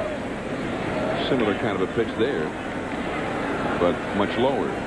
And you see Rodriguez has had some success the few times he's faced Benitez. The home run he hit was earlier this week in Seattle, although the score was already out of hand when he hit it. Wilkins at first. Rodriguez taking all the way. Well, I don't necessarily agree with that. I mean, I think he took that because he wanted to. I don't think Lou Piniella wanted him to take. When you're the tying run and you're as good a hitter as Rodriguez, you let it fly because he is the tying run. That's when you're behind, your objective is to get the tying run to the plate. They've done that. Now they have to go to Whalen and try to get them in. 1 on.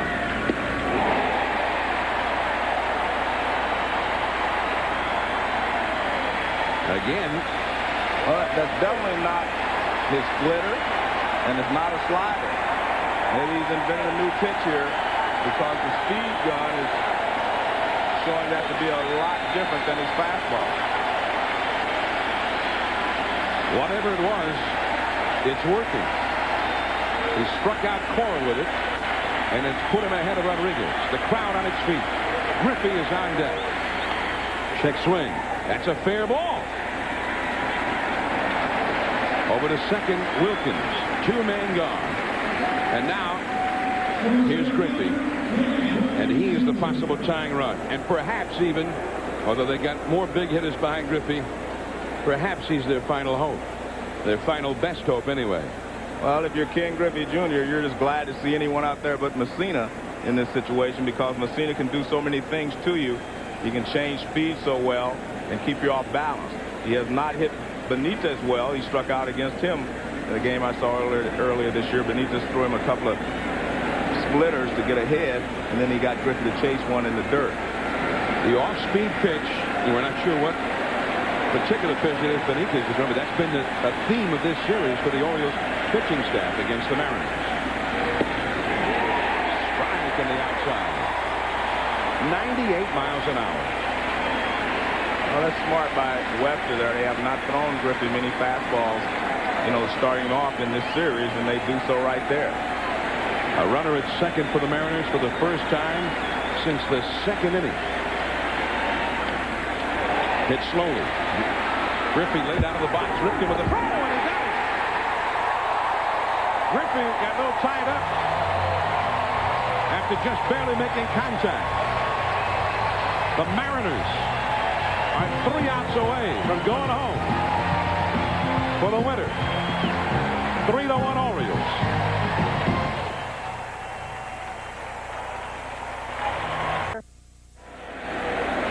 Roberto Alomar against Randy Johnson. Alomar, 2 games in a row against Randy in the postseason, kept out of the starting lineup by Davy Johnson. Inserted as a defensive replacement in the first half of this inning. Now leading it off against Johnson. Base hit.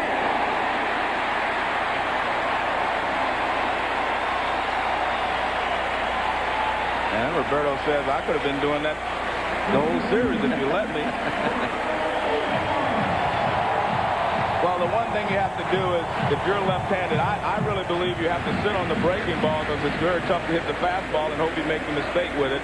That is not the big breaking ball that he was throwing to Brady Anderson, but it still was a tough pitch to handle. Geronimo Barroa hit a big home run in the 5th inning. That made it 3-1. That's still the score now. The slider misses, ball 1. Barroa in the first inning had a double to right center and was driven in by Ripken later in the inning. So he has scored 2 of the Mariners' 3 runs.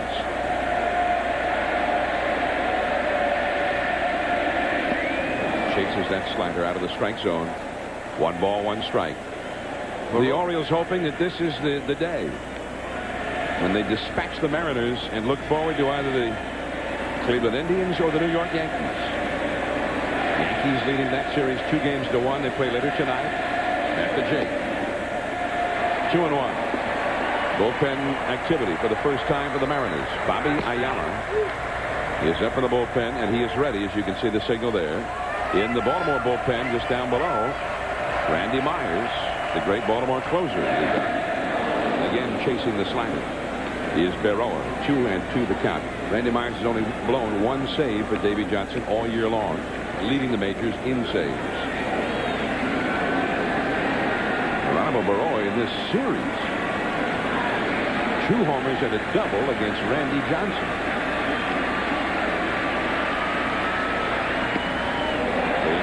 Johnson is up over 120 pitches, by the way, for the game on 3 days of rest. And that radar gun reading there is a little deceiving. It was 95 miles an hour, but it was so high. And the higher your pitch is, the more velocity you get. Back to the bag is Alomar. Got to keep a close eye on Roberto here.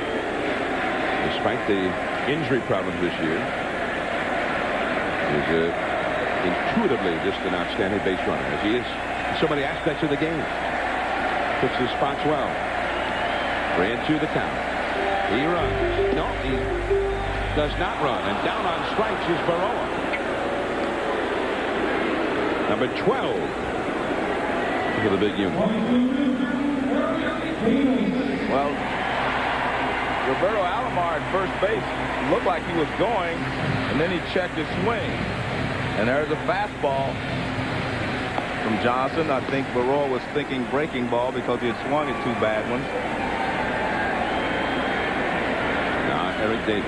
He has struck out looking, single to left, and flied out to shallow right center. The fastball misses up and away. 1 ball and no strikes. 3-1 for the Orioles. The Mariners' 9th inning. Edgar Martinez, Paul Sorrento, and Jay Buhner. Davis with a pop-up into the twilight. Sorrento going back. Comes out of room there. The tarp stored against the box seat railing. As the sun begins to set in the West. The Orioles with visions of wrapping up this series and getting a couple of days off before they face either the Yankees or Cleveland. I'll tell you what, I think anyone who's watched this game needs to, tip their hat to Randy Johnson. He's pitched a very courageous ball game. He's just been up against a guy, Mike Mussina, who is equally as dominant today. The problem he had was in the first inning. And that's really the story of this ball game right now. Fouled straight back by Eric Davis. On another day with 12 strikeouts and giving up 6 hits, we'd be saying Randy Johnson is doing his thing. But today, so far, that has not been good enough. Well, in this ballpark, as is the case with the Kingdom, this is a great hitter's ballpark. Right. Very friendly dimensions. Not a bad outing against the Orioles. Only 3 given up, and that is strikeout number 13 for Johnson. And it brings up Ripken. If you're going to fault anybody for this, being at this point, being down, going to the ninth by 2 runs, I think it has to be the offense, because they just have not generated anything against Mike Mussina. Well, we saw, Joe, this week in the National League Series, the Atlanta Braves. I mean, they just entirely shut down the Houston Astros. But for the Baltimore staff facing Seattle, the best offense in baseball, and they have been shut down. And Mike Mussina, the question, was he a big game pitcher? I think we know the answer to that now. 2 times, the second time on 3 days of rest, Mussina brilliant against this potent Seattle lineup. And strike to Ripken. Quickly, he's behind 0-2. Ripken singled home the run, which has Baltimore leading still. He put them ahead, or actually gave them their second run in the first with a 2-out clutch single to right. Grounded out to third twice since then. Awfully close. Randy has questioned Dale Scott's strike zone quite often in this ball game, and he definitely wanted that pitch.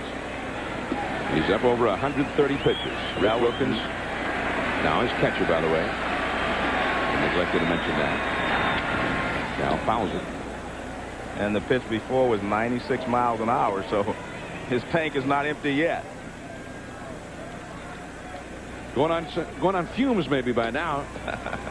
133 pitches, 3 days of rest. And coming back from an injury that really has prevented him from being his usual self.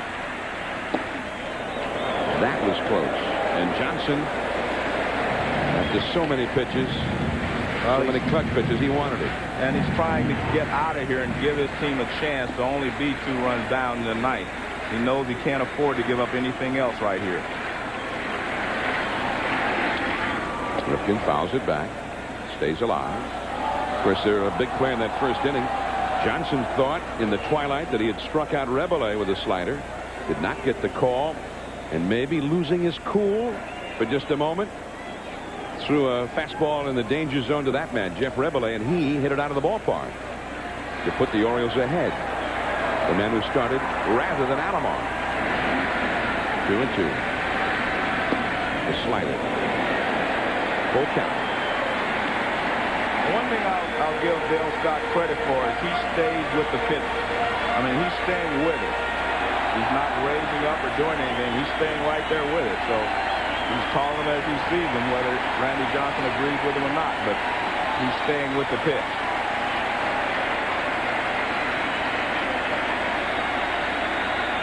This crowd hoping for the big party to come on their feet. Alomar runs, and Ripken has a base hit into the alleyway, left center field. Alomar on his way to third as Griffey cuts it off. Ripken with a big turn at first, but he'll hold.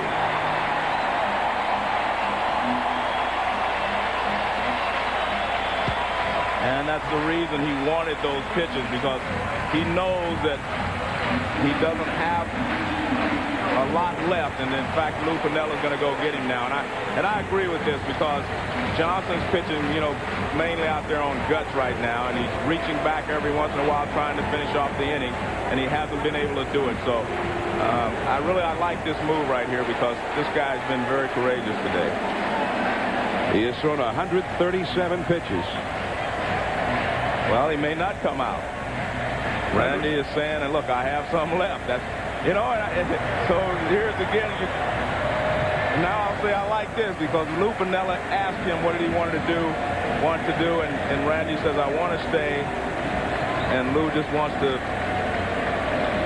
give him a chance to finish. I felt like he should take him out when he walked out there. But Randy says, I want to stay. And Lou says, okay, big fella. Well, Jackson symbolizing his whole ball club right here. Exhausted, up against the wall, about to be extinguished. And yet he is, all of his teammates, gamely hanging on. Lenny Webster slowly to short. The quick throw to second just in time to get ripped in with Cora covering. And on one pitch, Johnson indeed does get out of it. The Mariners need two. Armando Benitez with Martinez, Sorrento, and Buhner coming up. Randy Myers also ready. Well, as you said, Joe, a courageous, gritty performance by Randy Johnson. Not with that 97, 98, 99-mile-an-hour fastball we're used to seeing from him over and over again. But he had enough to strike out 13 Orioles, and he's kept his ball club in this game. But now he needs some help. Well, he's the kind of guy you want in the foxhole with you. But unfortunately for him and the Mariners so far, the Orioles have had Mussina on their side. But, you know, you have to tip your hat to him and just say, hey, he did the best he could. He pitched a great ball game. Now it's up to the offense. You've got to score some runs. Myers with only one blown save, and that was back on May the 3rd against the Oakland Athletics. Jason Giambi hit a 2-run homer against him. Edgar Martinez leads it off. Myers is very similar to Benitez to me. He wiggles, he gets into trouble, but he always seems to wiggle out of it. So we'll see what happens here. He finished the year with 34 consecutive saves. That is a strike. So, I mean, if anybody has had that automatic security blanket, it's been Davy Johnson. To bring Myers in, game over. 45 saves in 46 tries. Roberto Kelly has come out on deck for the Mariners. It is 2-1. And the thing about Myers, he doesn't do it with any trick pitches. He really doesn't have an overpowering fastball. He is just a good pitcher, good fastball, slider, and he will occasionally throw a change and occasionally throw a splitter, but basically fastball, slider. Edgar has homered for the Mariners' only run in this game. And it goes to 2-2. Edgar didn't like the call. Well, Lenny Webster gets in this call. Watch how he turns his glove up. Watch how he catches this ball. Right there. That's what got him the call. He didn't push his glove down to catch it. He brought his glove up to catch it.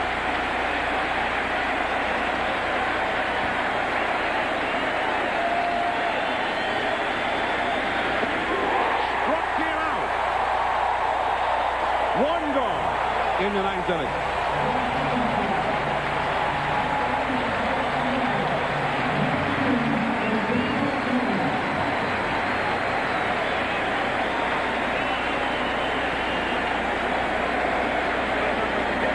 Now Roberto Kelly to pinch hit. Kelly 3 for 7 with a home run against Myers, lifetime. Mike Mussina, 7 innings. 1 run, 2 hits allowed, 7 strikeouts. He had 16 strikeouts in his 2 starts in this series. Ball 1. Mussina with the most strikeouts in a postseason playoff series in Orioles history. Jim Palmer had 15 a couple of different times. Once in a World Series, once in a League Championship Series. John, this is what makes the playoffs so special. The intensity level is turned up. And you see a lot of courageous performances. You see a lot of great things happen. And that's what makes this such a great game. And it's always elevated in the playoffs because the intensity level is always turned up. Well, we saw it yesterday with Facero, his first postseason exposure.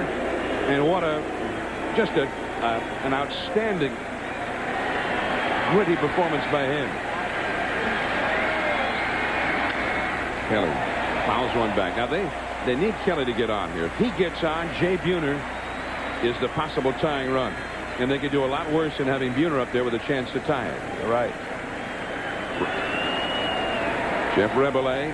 It was his home run in the first inning that put the Orioles ahead. Jeff Rebele. Not Palmero or Alomar or Ripken. Jeff Rebele. Geronimo Barroa. 2 runs scored, including a homer. 1 ball and 2 strikes to Kelly. He reached for one there. He helped Myers. 48,766 and everybody on their feet. Going for the jugular now. Randy Myers. This did get a piece of that one. 1-2. Last year, Myers did not have nearly as great a season as he had this year, and one primary reason, the Mariners destroyed it. But not this year. Mike Mussina. It's his win if Myers can hang on. Yes.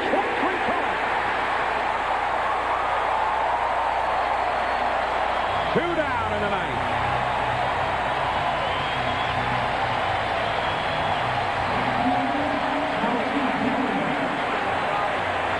Well, he was away, and look at the target. Watch him hit the target. And again, it's just beautiful the way Lenny Webster catches the ball. Now Jay Buhner. Last chance for the Orioles. The Mariners without a hit since the 2nd inning. And this should do it. 40. The Orioles have won the series.